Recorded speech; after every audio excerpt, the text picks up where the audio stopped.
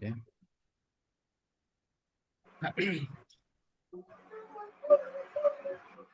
അതായത് ഞാൻ ചോദിച്ചത്, ഈ ഒരു IP അഡ്രസ് നമുക്ക് ഒരു കമ്പ്യൂട്ടറിന് കൊടുത്താൽ എടുക്കുമോ ഇല്ല എന്നുള്ള ചോദിച്ചത്.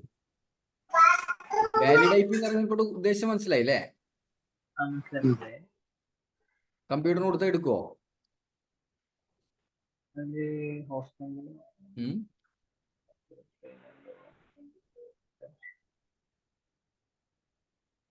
പറഞ്ഞേ, അറിയുന്നവര് അൺമ്യൂട്ട് ചെയ്ത് പറഞ്ഞേ.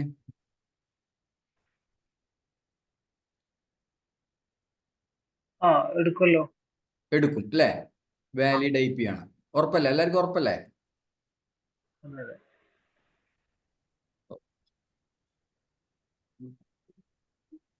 വാലിഡ് IP ആണ്.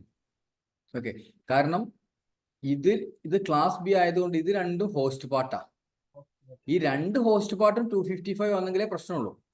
ഒരു ഒക്ടറ്റ് 255 ആയതുകൊണ്ട് നിങ്ങൾക്ക് കൊടുക്കുന്നതിന് കുഴപ്പമില്ല. ഓക്കെ, അത് മനസ്സിലാകാൻ അറിയാൻ വേണ്ടിയിട്ടാണ് ക്വസ്റ്റ്യൻ ചോദിച്ചത്. ഓക്കെ, വാലിഡ് IP ആണ്. Okay, valid IP correct. ഇനി ഇതിന്റെ സബ്നെറ്റ് മാസ്ക് എന്തായിരിക്കും? എന്തായിരിക്കും പറഞ്ഞേ? 255.0.0. ക്ലാസ് C ആയതുകൊണ്ട് B ആയതുകൊണ്ട് 255.255.0.0 സബ്നെറ്റ് മാസ്ക്. ഇനി ഇതിന്റെ നെറ്റ്വർക്ക് ID എന്തായിരിക്കും? ഇതൊരു IP അഡ്രസ് ആണല്ലോ. ഈ IP അഡ്രസിന്റെ നെറ്റ്വർക്ക് ID എന്തായിരിക്കും? 172.32 അല്ലേ? കറക്റ്റ് അല്ലേ? ബ്രോഡ്കാസ്റ്റ് എന്തായിരിക്കും? അല്ല, ഇനി ഇതിന്റെ ഫസ്റ്റ് IP എന്തായിരിക്കും? 172.32.0.1. Okay, very good. ഇനി നമുക്ക് ലാസ്റ്റ് IP എന്തായിരിക്കും എന്നും പറയണം, ബ്രോഡ്കാസ്റ്റ് എന്തായിരിക്കും എന്നും പറയണം. പറഞ്ഞോളൂ. 172.32.0.254. ഉറപ്പാണോ? ഓക്കെ, ഇനി ബ്രോഡ്കാസ്റ്റ് എന്തായിരിക്കും പറഞ്ഞേ? 255.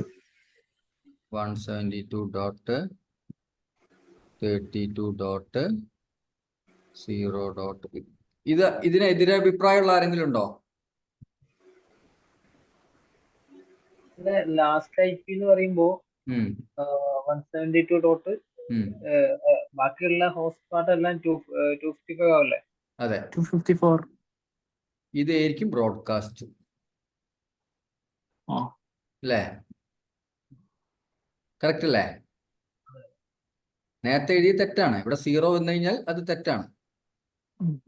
ഇതാണ് കറക്റ്റ് ബ്രോഡ്കാസ്റ്റ്.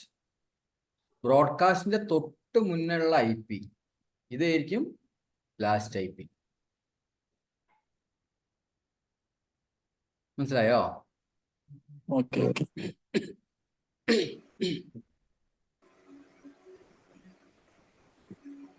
അപ്പം അത് നിങ്ങളോട് തെറ്റി പോകാൻ പാടില്ല. ഓക്കെ, നമ്മൾ കറക്റ്റ് നമ്മൾ ക്ലാസ് ബിയും സിയും ഒക്കെ വരുന്ന സമയത്ത് അപ്പോൾ ഇങ്ങനെയാണ് നമ്മൾ IP കൊടുക്കുക.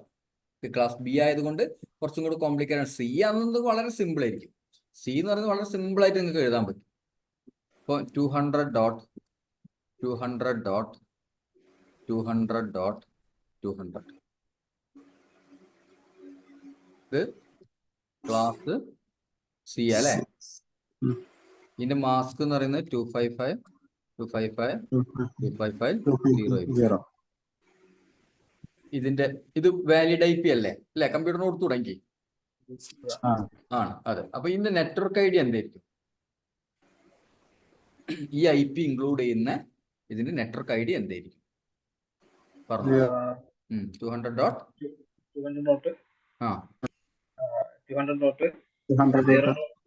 ഓക്കെ, 0. ആണോ വരിക? 200.200.0 അല്ലേ വരിക? കാരണം ഇത് ക്ലാസ് C ആയതുകൊണ്ട് ഇത്രയും നെറ്റ്വർക്ക് ID യാ. ഓക്കെ, അപ്പം സോറി, ഇത്രയും നെറ്റ്വർക്ക് പാർട്ടില്ല. ഈ 3 ഒക്ടറ്റും നെറ്റ്വർക്ക് പാർട്ടില്ല. അല്ലേ? ഓക്കെ. അതെ. ഇനി ഫസ്റ്റ് ഐ പി എത്രയാ? 200.1 ആ 200.1 1. ഇനി ലാസ്റ്റ് ഐ പിയും വേണം, ബ്രോഡ്കാസ്റ്റും വേണം. ബ്രോഡ്കാസ്റ്റ് ചെയ്താൽ എനിക്ക് എളുപ്പമായിരിക്കും. 200, 200, 200, 254. ഇത് തൊട്ട് മുന്നിലുള്ള ഐ പിക്കും 200. 200.254. 254. ഓക്കെ, ഇങ്ങനെയാണ് നമ്മൾ ഒരു ഐ പി കിട്ടിക്കഴിഞ്ഞാൽ ഇതിന്റെ ബാക്കിയുള്ള ഡീറ്റെയിൽസ് ഒക്കെ കണ്ടുപിടിക്കുക. CCNA എക്സാം ക്വസ്റ്റ്യൻസ് ആയിട്ട് നിങ്ങൾക്ക് ഇങ്ങനത്തെ ക്വസ്റ്റ്യൻസ് ഒക്കെ കാണും. ഒരു ഐ പി അഡ്രസ് തന്നിട്ട് ഇതിന്റെ ബ്രോഡ്കാസ്റ്റ് എന്തായിരിക്കും, നെറ്റ്വർക്ക് ഐ ഡി എന്തായിരിക്കും എന്നൊക്കെയുള്ള രീതിയിലായിരിക്കും ഒബ്ജക്റ്റീവ് ക്വസ്റ്റ്യൻസ് ഒക്കെ ആയിട്ടായിരിക്കും CCNAക്ക് വരിക. ഓക്കെ, ഇപ്പൊ നമ്മൾ എക്സാം പ്രിപ്പറേഷൻ ഒന്നും ചെയ്യുന്നില്ല, അതുകൊണ്ട് പക്ഷെ എന്നാലും നമ്മൾ ജസ്റ്റ് പറഞ്ഞു എന്ന് മാത്രം. അപ്പൊ ഐ പി അഡ്രസ്സിംഗ് എന്ന് പറയുന്ന ടോപ്പിക്ക് ഏകദേശം നിങ്ങൾക്ക് ക്ലിയർ ആയിട്ടുണ്ട് എന്നാണ് ഞാൻ വിചാരിക്കുന്നത്. ഇത്രയും നിങ്ങൾ സാർ അതിൽ ആ private I P public I P ഉള്ള കൺസെപ്റ്റ് ഇല്ല, ഒന്നുകൂടി ജസ്റ്റ് ഒന്ന് പറയും. ഓക്കെ, അതായത് ഇത്രയേ ഉള്ളൂ. നമുക്ക്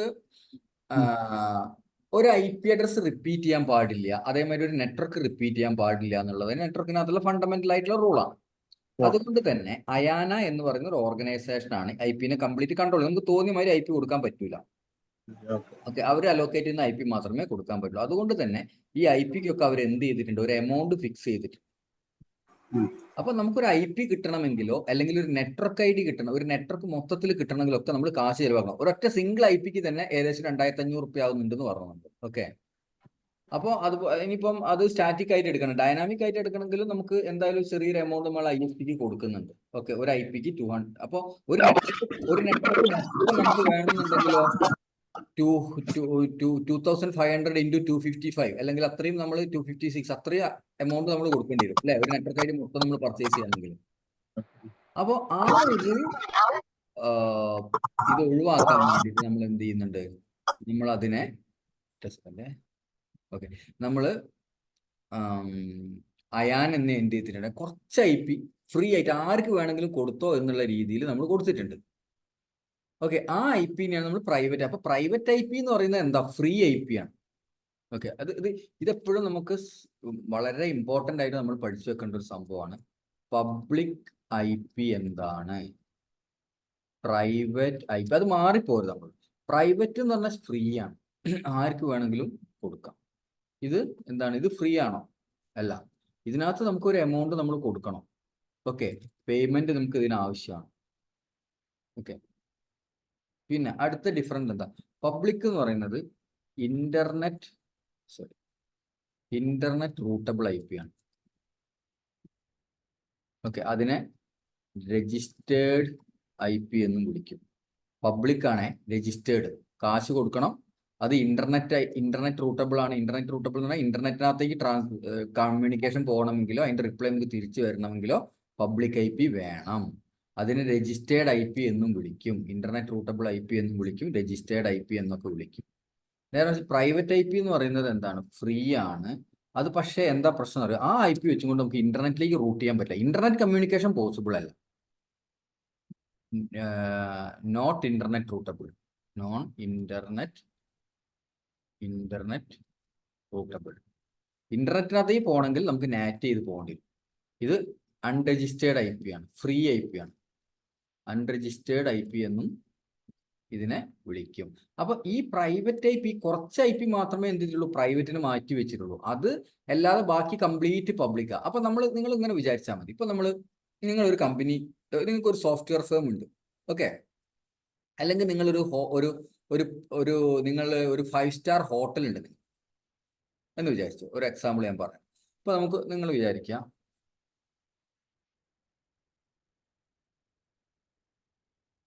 നിങ്ങൾ കുറച്ച് കഴിഞ്ഞു, നിങ്ങൾ പഠിച്ചു കുറേ, നമ്മൾ നമ്മൾ കമ്പനിയിലൊക്കെ വർക്ക് ചെയ്ത് കുറേ കാശൊക്കെ സമ്പാദിച്ചു. നിങ്ങൾ എന്ത് ചെയ്തു എന്ന് പറഞ്ഞാൽ നിങ്ങൾ സ്വന്തമായിട്ട് ഒരു ഹോട്ടൽ തുടങ്ങി.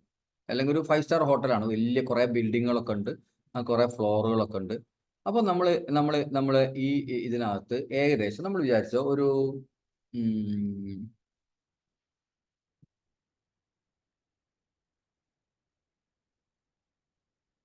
ഒരു 5 സ്റ്റാർ ഹോട്ടൽ അല്ലേ, അല്ലെങ്കിൽ അപ്പൊ ഇവിടെ നമുക്ക് ഒരു 500 യൂസേഴ്സ് ഉണ്ട് എന്ന് വിചാരിച്ചു. ഓക്കെ, 500 യൂസേഴ്സ് നമുക്ക് ഓർത്തറിയാം. നമ്മൾ ഓരോ റൂമിലും ആൾക്കാർ വരുന്ന സമയത്ത്, ഒരു ഗസ്റ്റ് വരുന്ന സമയത്ത് അവർക്ക് ചിലപ്പോൾ ഒരു ലാപ്ടോപ്പ് ഉണ്ടാവും. ഓക്കെ, ചിലപ്പോൾ അവിടെ ഒരു വയേർഡ് കണക്ഷൻ കൊടുക്കേണ്ടി വരും. പിന്നെ അതേമാതിരി തന്നെ അവരുടെ ഫാമിലിയിൽ അവർക്ക് ഒരു മൊബൈൽ ഉണ്ട്. അപ്പോൾ അധികം ആൾക്കാർക്ക് 1-2 മൊബൈൽസ് ഒക്കെ ഉണ്ടാവും. അപ്പോൾ അവർക്കൊക്കെ ഇന്റർനെറ്റ് വേണം എന്നുണ്ടെങ്കിൽ സ്വാഭാവികമായിട്ടും 1,500 IP ആവശ്യം വരുവാണ്. അപ്പോൾ ഒരു IP ഞാൻ 2,500 റുപ്പീസ് കൊടുക്കണം. ആ കണക്കിന് ഞാൻ വലിയൊരു എമൗണ്ട് ISP കൊടുക്കണ്ടേ? പബ്ലിക് IP എനിക്ക് വേണമെന്നുണ്ടെങ്കിൽ ഞാൻ വലിയൊരു എമൗണ്ട് കൊടുക്കണ്ടേ ISPക്ക്? കൺസെപ്റ്റ് മനസ്സിലാവില്ല. അപ്പൊ അതുകൊണ്ട് ഈ 500 ആൾക്കാരെ സോൾവ് ചെയ്യാൻ വേണ്ടി ഞാൻ കാശ് ചെലവാക്കാൻ ഞാൻ ഉദ്ദേശിക്കുന്നില്ല. ഓക്കെ, അങ്ങനെയാണെങ്കിൽ ഞാൻ എന്ത് ചെയ്യേണ്ടി വരും? പബ്ലിക് IP വേണമെങ്കിൽ കാശ് ചെലവാക്കണം. അപ്പൊ ആ ഓപ്ഷൻ ഞാൻ കട്ട് ചെയ്തു. ഓക്കെ, പിന്നെ ഉള്ള ഓപ്ഷൻ എന്താ? Private IP. ഓക്കെ, ഇവിടെ 500 യൂസേഴ്സ് ഉണ്ട്. ഞാൻ ഇവിടെ ഏത് യൂസ് ചെയ്യും? C യൂസ് ചെയ്യോ, B യൂസ് ചെയ്യോ, A യൂസ് ചെയ്യോ?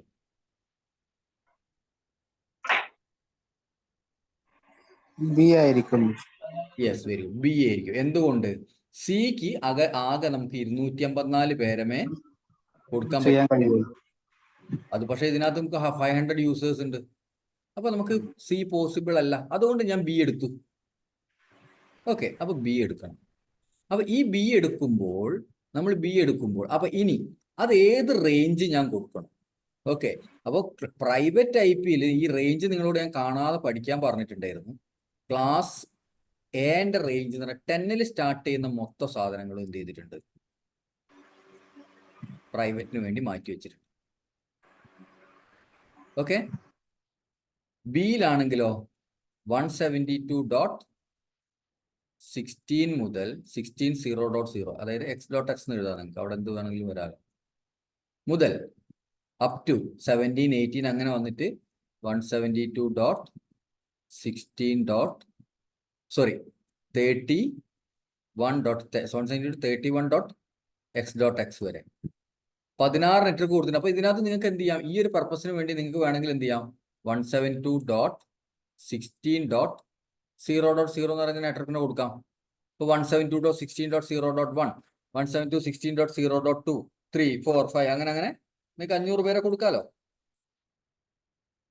ഓക്കെ, അതിനെ കൊണ്ട് നിങ്ങൾ ക്ലാസ് ബിന്റെ ഈ റേഞ്ച് യൂസ് ചെയ്യണം. നേരെ മറിച്ച് ഓക്കെ, ഇനിയിപ്പോ നമ്മൾ വേറെ ഒരു കാര്യം ചോദിച്ചോ. അപ്പൊ നമ്മൾ ഇങ്ങനെ കമ്പ്യൂട്ടറിനൊക്കെ ഇതിങ്ങനെ കൊടുത്തു വിചാരിക്കുക. അപ്പൊ ഈ ലാൻഡിലുള്ള എല്ലാവർക്കും എപ്പോഴെങ്കിലും ഒരു ഇന്റർനെറ്റ് കണക്ഷൻ കിട്ടണം എന്നുണ്ടെങ്കിൽ അതും കൂടെ നിങ്ങൾ മനസ്സിലാക്കണം കേട്ടോ. അവിടെ അതും വളരെ പ്രാക്ടിക്കലി നമുക്ക് ഇമ്പോർട്ടന്റ് ആണ്.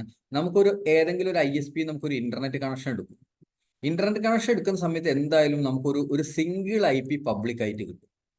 എന്താണ്? ഒരു IP നമുക്ക് പബ്ലിക് കിട്ടും. ഓക്കെ, അത് രജിസ്റ്റേർഡ് IP ആയിട്ട് നമുക്ക് കിട്ടും, ഒരു സിംഗിൾ IP. ഓക്കെ, അപ്പൊ നമ്മൾ എന്ത് ചെയ്യാന്ന് വെച്ചാൽ ഈ ലാൻഡിലുള്ള ആർക്കെങ്കിലും ഇന്റർനെറ്റ് കിട്ടണം എന്നുണ്ടെങ്കിൽ നമ്മൾ ഈ റൂട്ടറുമായിട്ട് കണക്ട് ചെയ്തിട്ട് നമ്മൾ സ്വിച്ചിലേക്ക് നമ്മൾ കണക്ട് PCകളൊക്കെ കൊടുത്തിട്ടുണ്ടാവുമല്ലോ. ഈ റൂട്ടറിനെ നമ്മൾ എന്ത് കോൺഫിഗർ ചെയ്യണം? നാറ്റ് കോൺഫിഗർ.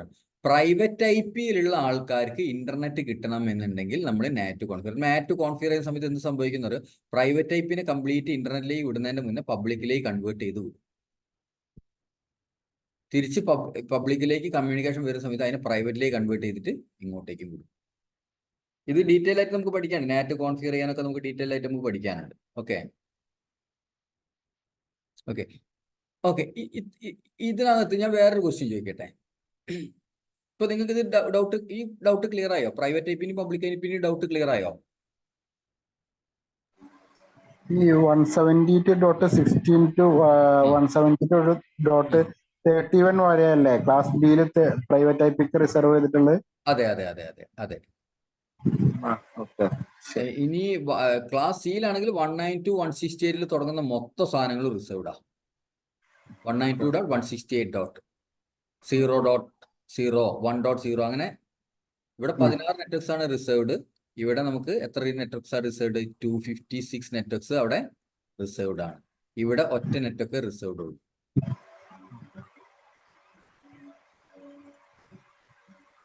ഓക്കെ, ഇനി വേറൊരു കാര്യം ചോദിക്കട്ടെ.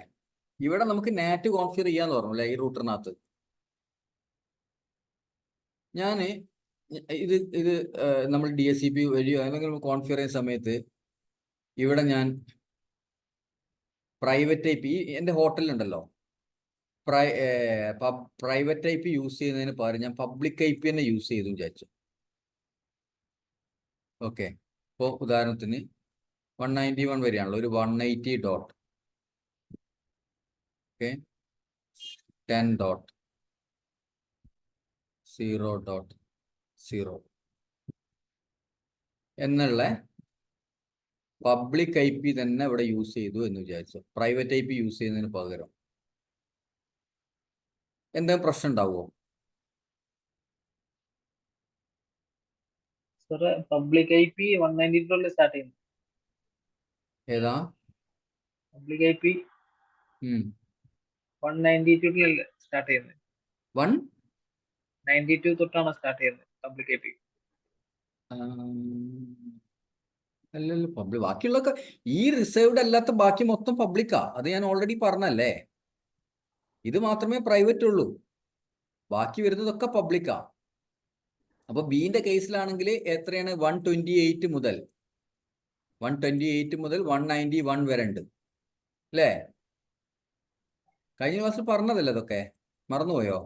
ക്ലാസ്സിൽ ഇല്ലായിരുന്നോ? കഴിഞ്ഞ ക്ലാസ്സിൽ ഇല്ലായിരുന്നോ? ഓക്കെ, അപ്പോൾ കഴിഞ്ഞ ക്ലാസ്സിൽ റിപ്പീറ്റ് ചെയ്ത് വരാണ്ട് കഴിഞ്ഞാൽ നമ്മൾ വെറുതെ ക്ലാസ് നമുക്ക് ലാഗ് ആയി പോകും. ഓക്കെ, അപ്പൊ ഇതിനുള്ളിലുള്ള ഒന്നാണ് ഈ 180 എന്ന് പറയുന്നത് അല്ലേ? അപ്പൊ പബ്ലിക് ഞാൻ കൊടുത്തു എന്ന് വിചാരിക്കുക. അവിടെ പ്രൈവറ്റ് കൊടുക്കുന്നതിന് പകരം ഈ ലാൻഡിൽ പബ്ലിക് കൊടുത്തു. ഓക്കെ, എന്നിട്ട് ഞാൻ എന്ത് ചെയ്തു? ഇതിനെ നാറ്റ് ചെയ്താൽ പോരെ? നാറ്റ് ചെയ്ത് കഴിഞ്ഞാൽ എന്തായാലും ഈ IP വെച്ചിട്ടാണ് ഇവിടെ ഉള്ള നമുക്ക് കിട്ടിയുള്ള IP ഇല്ലേ, ഇത് വെച്ചിട്ടുള്ള ഇന്റർനെറ്റിലേക്ക് പോവാ അല്ലേ? അപ്പൊ ഇങ്ങനെ ചെയ്യുന്നതിന് എന്തെങ്കിലും കുഴപ്പമുണ്ടോന്ന് ഞാൻ ചോദിച്ചത്. ലൈവിൽ വർക്ക് ചെയ്യുന്ന ആരെങ്കിലും ഒക്കെ ആൻസർ പറഞ്ഞേ. എന്താ കുഴപ്പമുണ്ടോ?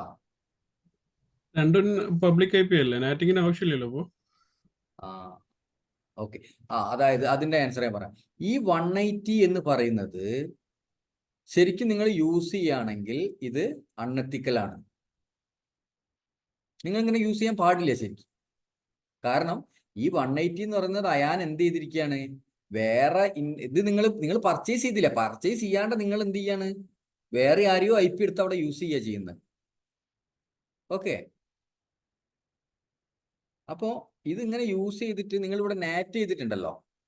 നാറ്റ് ചെയ്തിട്ടുണ്ടെങ്കിൽ എന്തായി? എല്ലാ IP-യും ഇവിടെ ഉള്ള പബ്ലിക് IP ഉണ്ടല്ലോ, ഇവിടെ നിന്ന് വരുന്ന IP ഒക്കെ ഇവിടുത്തെ പബ്ലിക് IP വെച്ചിട്ടാണ് പോവുക ഇന്റർനെറ്റിലേക്ക്.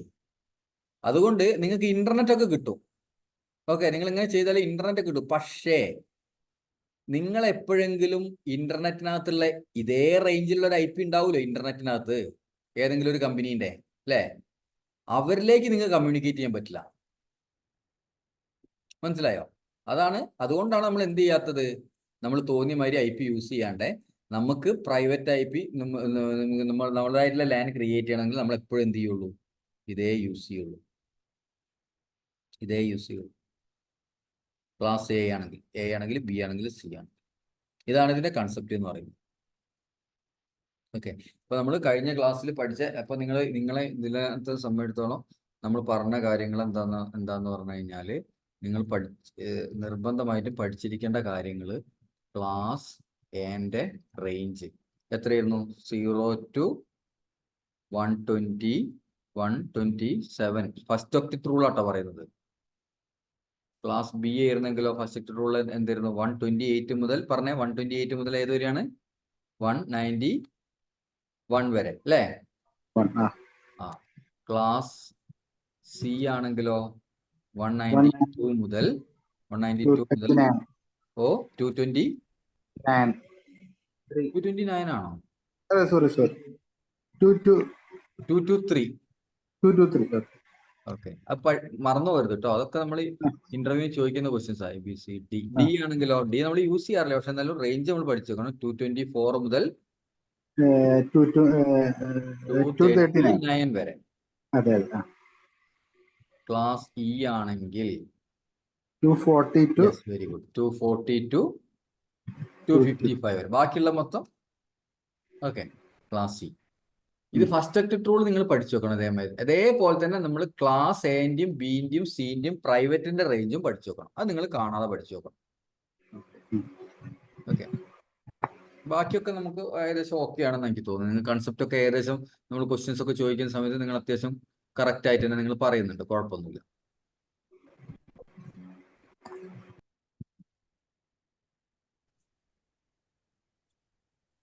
ഓക്കെ, ഇപ്പൊ നമുക്ക് അടുത്ത ടോപ്പിക്കിലേക്ക് നമുക്ക് പോവാം. നമുക്ക് അടുത്ത ടോപ്പിക്ക് ഞാൻ എടുക്കാൻ ഉദ്ദേശിക്കുന്നത് റൂട്ടറിന്റെ ബേസിക്സ് ആണ്. Router basics. ഇതിന്റെ കൂടെ പ്രൈവറ്റ് ഐപിന്റെ റേഞ്ചും കൂടെ ഒന്ന് എഴുതോ? റേഞ്ച് ഓക്കെ പറഞ്ഞു.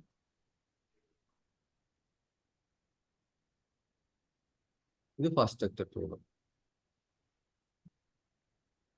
ഫസ്റ്റ് ഒക്ടറ്റ് റൂൾ, പ്രൈവറ്റ് ഐപിന്റെ റേഞ്ച്. ക്ലാസ് എയില് 10 ഡോട്ട് നെറ്റ്വർക്ക് മൊത്തം 10ൽ തുറന്ന മൊത്തം സാധനങ്ങൾ നമുക്ക് എന്ത് ചെയ്യാം, കൊടുക്കാം. ക്ലാസ് ബിയിലാണെങ്കിൽ 172.16.0. അതേമാതിരി തന്നെ നിങ്ങൾക്ക് 172.17.0.0 അങ്ങനെ വന്നിട്ട് കുറേ ഉണ്ട്. അങ്ങനെ വന്നിട്ട് എവിടെ വരെ വരും? 172.31.0.0. ഇത്രയും 16 നെറ്റ്വർക്കുകൾ അവിടെ റിസർവ്ഡ് ആണ്.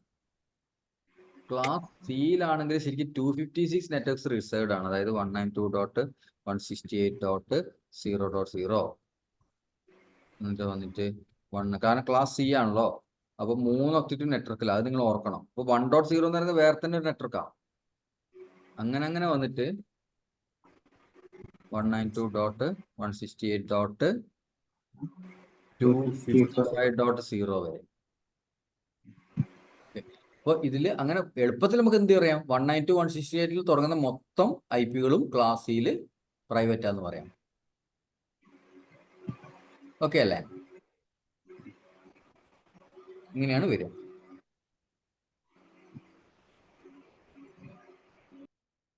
ഓക്കെ, ഇത് ഓർത്ത് വെക്കണം കേട്ടോ. ഇത് നിങ്ങൾ കാണാതെ പഠിച്ചു വെക്കണം ഈ റേഞ്ച്. ഇനി പിന്നെ നിങ്ങൾ ഓൾറെഡി ലൈവിൽ വർക്ക് ചെയ്യുന്ന ആൾക്കാരാണെങ്കിൽ നിങ്ങളുടെ ഇപ്പോഴത്തെ എക്സിസ്റ്റിംഗ് നെറ്റ്വർക്ക് ഡയഗ്രം ഒക്കെ പരിശോധിക്കുക. അപ്പോൾ നിങ്ങൾക്ക് കാണാം പ്രൈവറ്റ് IP റേഞ്ചേക്ക് നിങ്ങൾ ഇന്റേണൽ ആവശ്യങ്ങൾക്കൊക്കെ വേണ്ടിയിട്ട് നിങ്ങൾ പ്രൈവറ്റ് IP റേഞ്ചേക്ക് യൂസ് ചെയ്തിട്ടുണ്ടാവുക. ഓക്കെ, പിന്നെ കുറച്ച് പബ്ലിക് IPs ഒക്കെ ഉണ്ടാവും. അത് നിങ്ങൾ പുറത്തുള്ള കമ്മ്യൂണിക്കേഷൻ പർപ്പസിന് വേണ്ടിയിട്ടൊക്കെ അപ്പം ഉണ്ടാവാം. ചിലപ്പോൾ ഉണ്ടായിക്കോളണമെന്നില്ല, ഒരൊറ്റ IP ഒക്കെയായിരിക്കും പബ്ലിക് ഉണ്ടാവുള്ളൂ. ഓക്കെ, ഇനി നമുക്ക് റൂട്ടർ ബേസിക്സ് എന്ന് പറഞ്ഞ ചാപ്റ്ററിലേക്ക് പോവാം. ഓക്കെ, അടുത്ത ചാപ്റ്റർ ആണ്.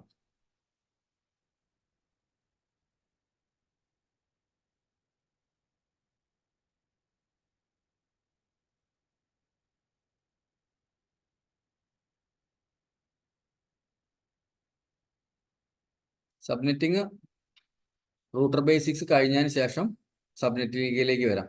സബ്നെറ്റിംഗ് പെട്ടെന്ന് എടുക്കണ്ടെന്ന് വിചാരിച്ചിട്ടാണ്. കാരണം ഒരു ജസ്റ്റ് നിങ്ങൾക്ക് ഒരു ലാബ് ചെയ്ത് നോക്കി ഒന്ന് സെറ്റായിട്ട് സബ്നെറ്റിംഗ് എടുക്കാമെന്ന് വിചാരിച്ചിട്ടാണ്. കാരണം നമ്മൾ ലാബ് ചെയ്ത് പരിചയം ഉണ്ടെങ്കിൽ നിങ്ങൾക്ക് സബ്നെറ്റിംഗ് ചെയ്തതിന് ശേഷം സബ്നെറ്റിംഗ് വെച്ചും കൊണ്ട് ലാബുകൾ ചെയ്യാൻ പറ്റും.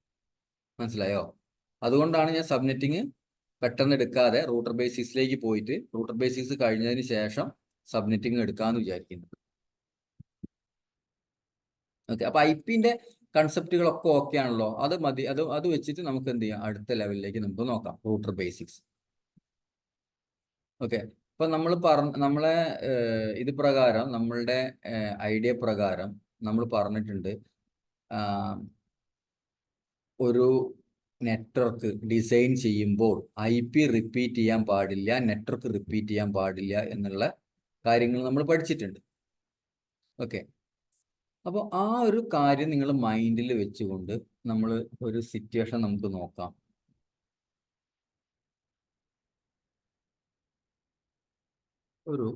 ഇതിപ്പോ ഇനിയിപ്പോ വേണ്ടല്ലോ.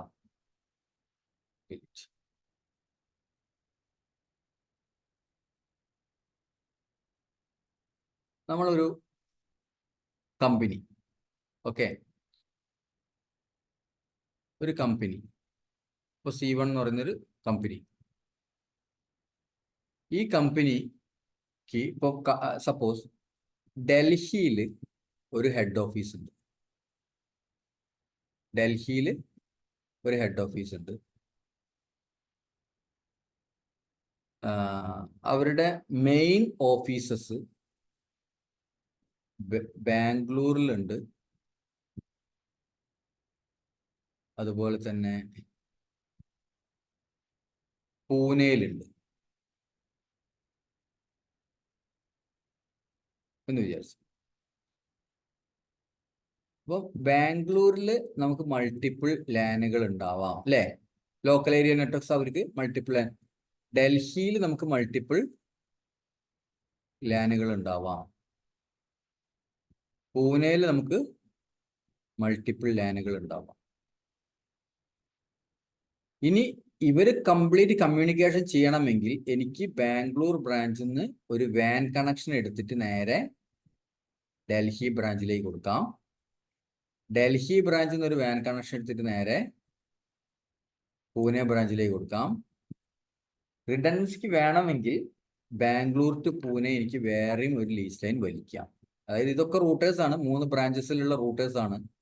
ഓരോ റൂട്ടേഴ്സിനും മൾട്ടിപ്പിൾ ലാനുകൾ കണക്ട് ചെയ്തിട്ടുണ്ട്. അത് കൂടാതെ മൾട്ടിപ്പിൾ വാൻ കണക്ഷൻസും ഉണ്ട്. ഓക്കെ, ഇങ്ങനെ ഒരു നെറ്റ്വർക്ക് നിങ്ങൾ ഡിസൈൻ ചെയ്യുമ്പോൾ ഇത് ഒരു വളരെ ചെറിയൊരു നെറ്റ്വർക്കാണ്. ഓക്കെ, ഇത് ഡിസൈൻ ചെയ്യുന്ന സമയത്ത് നമ്മളാണ് ഡിസൈൻ ചെയ്യുന്നത് എന്നുണ്ടെങ്കിൽ IP സ്കീം നിങ്ങളാണ് ഇവിടെ അലോക്കേറ്റ് ചെയ്യുക.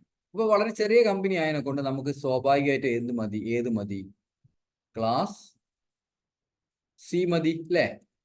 ഏറ്റവും സിമ്പിളായിട്ട് നമ്മൾ നോക്കുക വെച്ചാൽ ക്ലാസ് C പോരാ നമുക്ക്. കാരണം ഒരു ലാൻഡിൽ 100 പേരോ 50 പേരോ അങ്ങനെ ചെറിയൊരു കമ്പനിയാണെന്ന് വിചാരിക്കാം. ഓക്കെ, വലിയ കമ്പനിയിലേക്ക് പിന്നെ നമ്മൾ പോകുന്നില്ല. അപ്പോൾ Bൻ്റെയും Cൻ്റെയും ഒക്കെ Aൻ്റെയും ഒക്കെ ആവശ്യം വരും. ഓക്കെ, അപ്പോൾ നമുക്ക് ഇവിടെ ടോട്ടൽ എത്ര നെറ്റ്വർക്ക്സ് ഉണ്ട്? Total number of logical network. Total number of logical networks എത്ര ഉണ്ട്? ഒരു ലാൻ ഇവിടെ അല്ലേ? ഒരു ലാൻ ഇവിടെ ഒന്നപ്പോൾ 2ആയി. ഇവിടെ ഒരു LAN 3, 4, 5, 6. Total number of logical network എന്ന് പറയുന്നത് ലാൻ നെറ്റ്വർക്ക് പ്ലസ് എന്താണ് വാൻ നെറ്റ്വർക്ക് ആണ്. Total number of logical network എന്ന് പറയുന്നത് ലാൻ നെറ്റ്വർക്കും ഇപ്പൊ ലാൻ നെറ്റ്വർക്ക് ഇവിടെ 6 എണ്ണം വന്നു. ഇനി വാൻ നെറ്റ്വർക്ക് എത്ര ഉണ്ട്? ഒരു നെറ്റ്വർക്ക് ഇവിടെ ആയില്ലേ വാന്, ഡൽഹി ടു ബാംഗ്ലൂർ അല്ലേ? ഇവിടെ ഒന്ന് വന്നു, ഇവിടെ ഒന്ന് വന്നു, ഇവിടെ ഒന്ന് വന്നു. അപ്പൊ 3 വാനുമായി. അപ്പൊ ടോട്ടൽ എത്ര? 9 നെറ്റ്വർക്ക്സ് ഉണ്ട്. ഓക്കെ, അതായത് നിങ്ങൾ ഇങ്ങനെ ഓർക്കുക.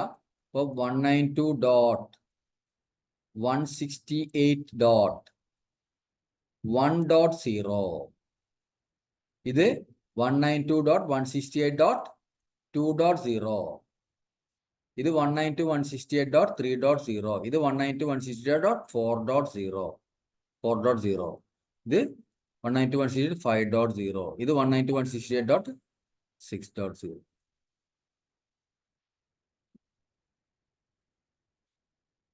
ഇനി ഇത് 192.168.7.0 കൊടുക്കാം, ഇത് 8.0 കൊടുക്കാം, ഇത് 9.0 കൊടുക്കാം.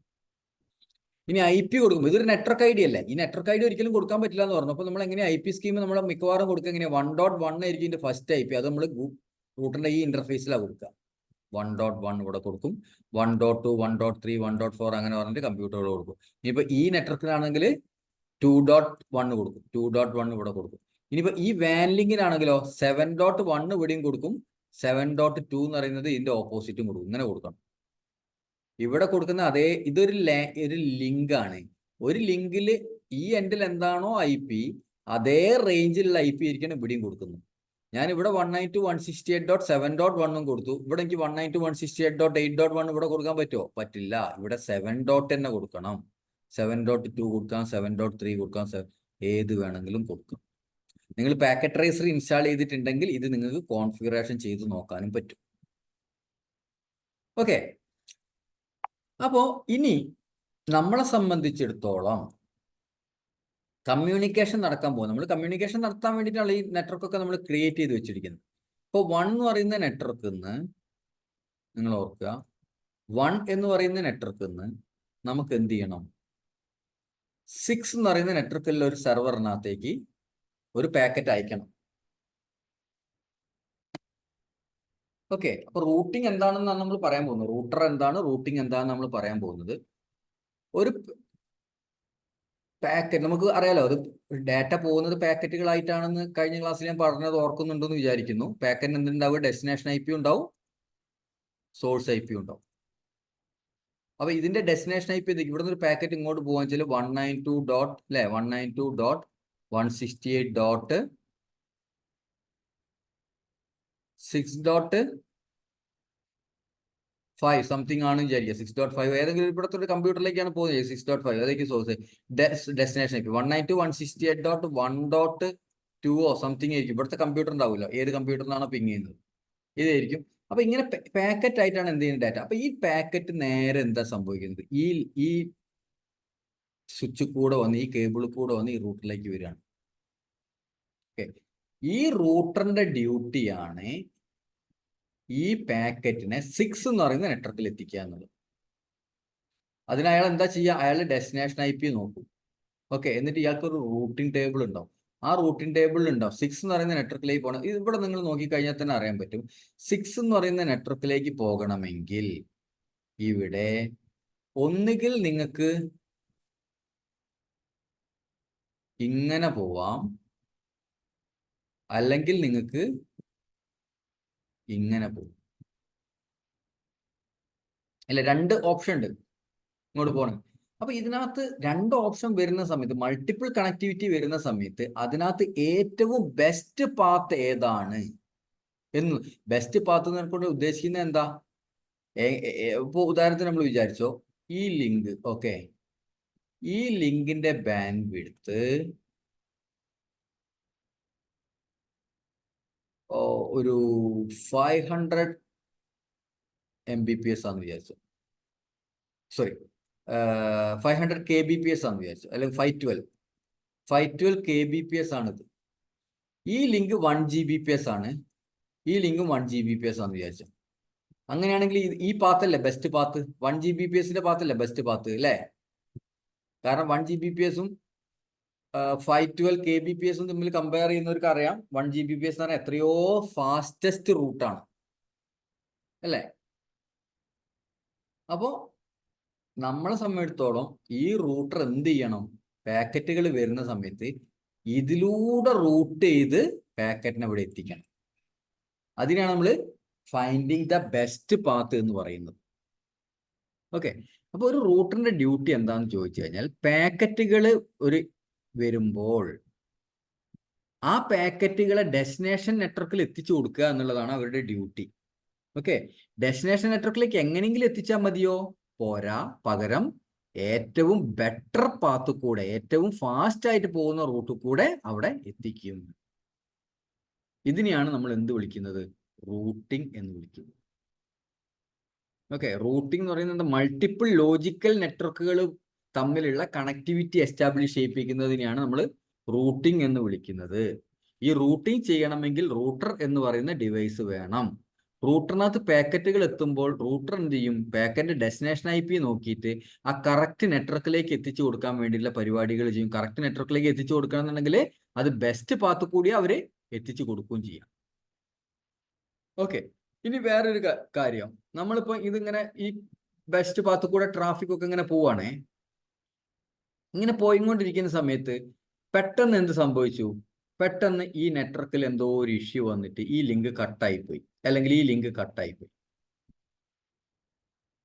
അപ്പൊ പിന്നെ ഈ റൂട്ടർ എന്ത് ചെയ്യണം? ഇനി ഇതിലൂടെ അയച്ചിട്ട് കാര്യമുണ്ടോ? കാരണം ഇതിലൂടെ അയച്ച അവിടെ വെച്ചിട്ട് പാക്കറ്റ് ഡ്രോപ്പ് ആയി പോകും, കാരണം ഈ ലിങ്ക് കട്ടായി കിടക്കുക. അപ്പൊ സ്വാഭാവികമായിട്ട് ഈ റൂട്ടർ എന്ത് ചെയ്യണം? സ്വാഭാവികമായിട്ടും തൊട്ടടുത്ത ബെസ്റ്റ് പാത്ത് ഏതാ ഇത്, അതിൽ കൂടെ ട്രാഫിക് സെൻഡ് ചെയ്യണം.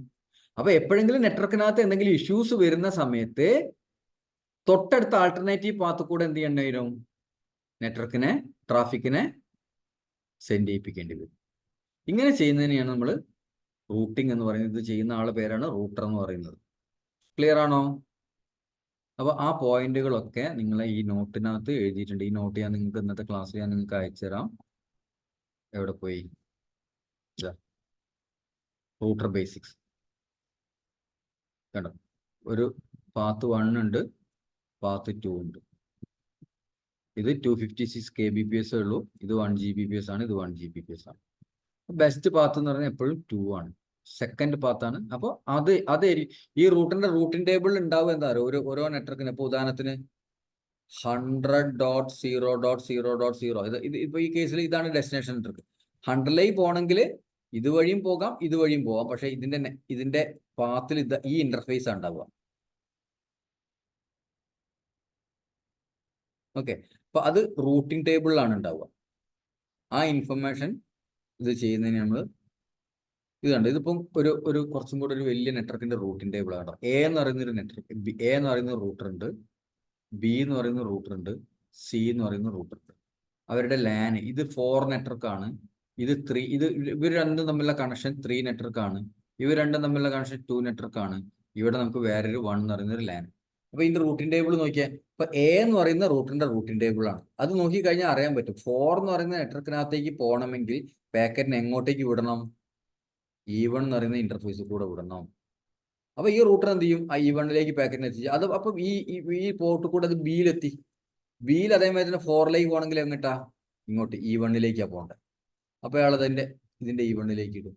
അപ്പൊ ഇവിടെ എത്തും. സിയിലെത്തുന്ന സമയത്ത് അറിയാൻ പറ്റും അത് സിന്റെ E1ലാണ് ഉള്ളത് അല്ലെ. 4 എന്ന് പറയുന്നത് സിന്റെ E1ലാണ്. അപ്പൊ നേരെ അത് ആ പാക്കറ്റ് അങ്ങോട്ടേക്ക് സെൻഡ് പോയിപ്പോൾ. ഇതിനാണ് നമ്മൾ റൂട്ടിംഗ് എന്ന് വിളിക്കുന്നത്. ഈ റൂട്ടിംഗ് ചെയ്യാൻ വേണ്ടി നമ്മൾ ഉണ്ടാക്കിയിരിക്കുന്ന ഡിവൈസ് ആണ് എന്ത്? റൂട്ടർ എന്ന് പറയുന്നത്. ഓക്കെ, അപ്പൊ റൂട്ടർ എന്ന് പറഞ്ഞാൽ ശരിക്കും റൂട്ടർ എന്ന് പറയുന്നത് എന്താന്ന് വെച്ച് കഴിഞ്ഞാൽ ഒരു കമ്പ്യൂട്ടർ തന്നെയാണ്. റൂട്ടിംഗ് എന്ന് പറയുന്ന ഫംഗ്ഷൻ വളരെ ഫാസ്റ്റ് ആയിട്ടും വൃത്തിയായിട്ടും വെടിപ്പായിട്ടും ചെയ്തു കൊടുക്കാൻ വേണ്ടിയിട്ട് ഉണ്ടാക്കിയ ഒരു മിനി കമ്പ്യൂട്ടർ തന്നെയാണ് എന്ത്? റൂട്ടർ എന്ന് പറയുന്നത്. ഓക്കെ, റൂട്ടറിനകത്തും ശരിക്കും നിങ്ങൾ റൂട്ടർ അയച്ചു നോക്കിക്കഴിഞ്ഞാൽ മദർ ബോർഡിനകത്ത് ഈ പ്രോസസ്സറും മെമ്മറിയും അങ്ങനെയുള്ള സാധനങ്ങളൊക്കെ തന്നെയാണ് റൂട്ടറിനകത്ത് ഉണ്ടാവുക. ഓക്കെ, അപ്പൊ നിങ്ങൾ റൂട്ടർ മനസ്സിലാക്കുന്നത് എന്താണ്? റൂട്ടറും ഒരു ചെറിയൊരു കമ്പ്യൂട്ടർ തന്നെയാണ്. പക്ഷെ റൂട്ടിംഗ് എന്ന് പറയുന്ന ഫംഗ്ഷൻ മാത്രമേ ആ കമ്പ്യൂട്ടറിൽ നമുക്ക് നടത്താൻ പറ്റുള്ളൂ.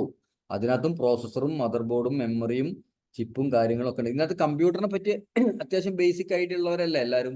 ഇപ്പോൾ ആരൊക്കെയുള്ളത് ഞാൻ നോക്കട്ടെ.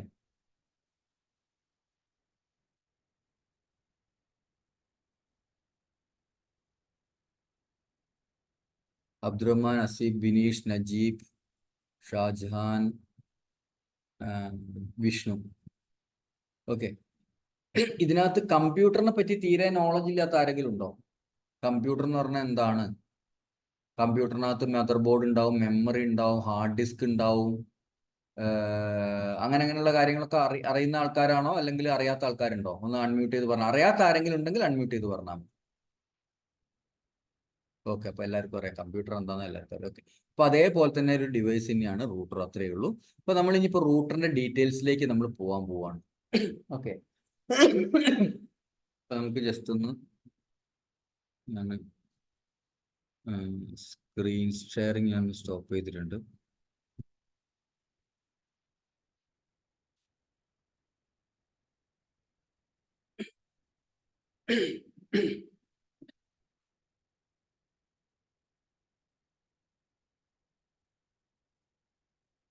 ഓക്കെ, അപ്പൊ നിങ്ങൾക്ക് ഇതിനകത്ത് ഇനി ക്യാമറ നോക്കുക. നിങ്ങൾ ഇത് കണ്ടോ?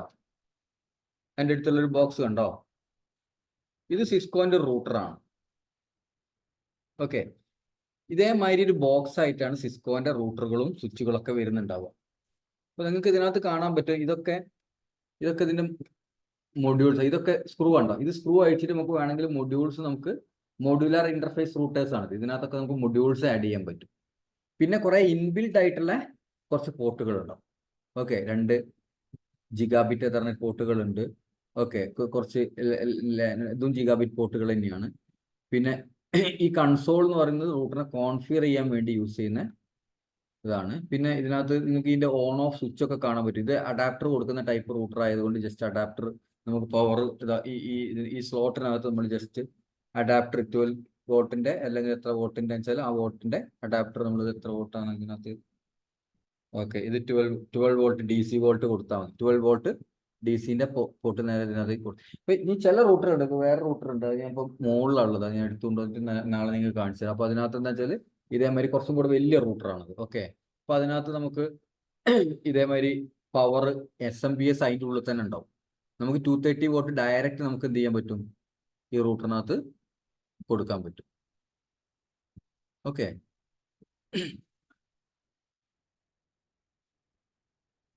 അപ്പൊ നമുക്ക് ഇനി ഞാൻ ക്യാമറ സ്റ്റോപ്പ് ചെയ്യാം.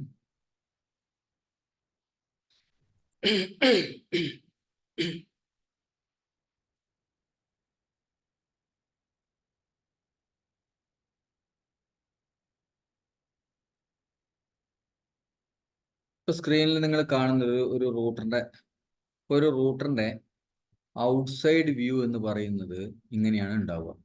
ഒരു റൂട്ടറിനകത്ത് ഒരു പവർ കൊടുക്കാനുള്ള ഒരു സ്ലോട്ട് നിങ്ങൾക്ക് കാണാം, 230 വോട്ട്. അത് ഓൺ ആക്കാനും ഓഫ് ആക്കാനും ഉള്ള ഒരു സ്വിച്ച് നിങ്ങൾക്ക് കാണാം. പിന്നെ കുറച്ച് ഇൻബിൽഡ് ആയിട്ടുള്ള എതർനെറ്റ് മൊഡ്യൂളുകൾ ഉണ്ടാകും. പിന്നെ ഇതൊക്കെ നമുക്ക് മൊഡ്യൂളായിട്ട് ആഡ് ചെയ്ത് കൊടുക്കാൻ പറ്റുന്ന സ്ലോട്ടുകളാണ്. ഇത് ലാൻ പോർട്ടുകളുള്ള സ്ലോട്ടാണ്. ഇത് നമ്മൾ വാൻ പോർട്ട് എന്നാണ് വിളിക്കുക, സീരിയൽ പോർട്ട് നമ്മൾ ഇതിനെ വിളിക്കുക. Okay, serial interface. Serial interface mainly വാൻ കണക്ടിവിറ്റിക്ക് വേണ്ടിയിട്ടാണ് യൂസ് ചെയ്യുക. Okay, wide area network connect ചെയ്യാൻ വേണ്ടിയിട്ടാണ് നമ്മൾ സീരിയൽ പോർട്ട് യൂസ് ചെയ്യുക. ഇപ്പൊ നമുക്ക് വാൻ കണക്ടിവിറ്റി നേരെ എതർനെറ്റിലേക്ക് ടെർമിനേറ്റ് ചെയ്യാനുള്ള ഓപ്ഷൻ ഉണ്ട്. ലേറ്റസ്റ്റ് ഓപ്ഷൻസ് ഒക്കെ ഡയറക്റ്റ് എതർനെറ്റിലേക്ക് ജിഗാബിറ്റിലേക്കൊക്കെ ഡയറക്റ്റ് കൊടുക്കാനും പറ്റും. പിന്നെ ചില റൂട്ടറിനകത്തൊക്കെ ഒരു മെമ്മറി കാർഡ് പോലെ ഒരു സംഭവം കാണാം. ഇത് നമ്മളെ ഓപ്പറേറ്റിംഗ് സിസ്റ്റം ഒക്കെ ഈ മെമ്മറി കാർഡിലാണ് ഉണ്ടാവുക. ഫ്ലാഷ് മെമ്മറി എന്ന് നമ്മൾ അതിനെ വിളിക്കുക. ഓക്കെ, ഇങ്ങനെയാണ് സ്വിച്ചിന്റെ ഔട്ട്സൈഡ് വ്യൂ ഉണ്ടാവുക. ഓരോ ഇന്റർഫേസിനും അതിന്റെ LED ഇൻഡിക്കേറ്റേഴ്സും കാര്യങ്ങളൊക്കെ ഉണ്ടാവും. ഓക്കെ, അപ്പൊ ഇതിനകത്ത് കുറച്ച് ആൾക്കാർ റൂട്ടറൊക്കെ ഹാൻഡിൽ ചെയ്യുന്ന ആൾക്കാരുണ്ടാവും. റൂട്ടറൊക്കെ ഡെയിലി റെഗുലർ ആയിട്ട് കാണുന്ന ആൾക്കാരുണ്ടാവും. ഓക്കെ, കുറച്ച് ആൾക്കാരൊന്നും റൂട്ടർ കണ്ടിട്ടുണ്ടാവില്ല. ഇതിനകത്ത് റൂട്ടർ നിങ്ങൾ എക്സ്പീരിയൻസ് ചെയ്യാത്ത ആരൊക്കെയാ ഉള്ളത്, ഒന്ന് അൺമ്യൂട്ട് ചെയ്ത് പറയോ. അപ്പോൾ ഒന്നും കൂടെ ഡെപ്തിൽ എടുക്കാം നമുക്ക് വേണമെങ്കിൽ, അതിനു വേണ്ടിയിട്ടാണ്. ഞാൻ എക്സ്പീരിയൻസ് ഉണ്ടല്ല. ആരായിരുന്നു, ആ പേരെന്തായിരുന്നു? വിഷ്ണു അല്ലെ. ഓക്കെ, വിഷ്ണു ബിഗിനർ ആണ് അല്ലെ. എന്ത് കഴിഞ്ഞതായിരുന്നു? ഞാൻ ഡിപ്ലോമ കഴിഞ്ഞാണ് കമ്പ്യൂട്ടർ ഹാർഡ്വെയർ. കമ്പ്യൂട്ടർ. ഇപ്പൊ എന്തിലാ വർക്ക് ചെയ്യുന്നത്?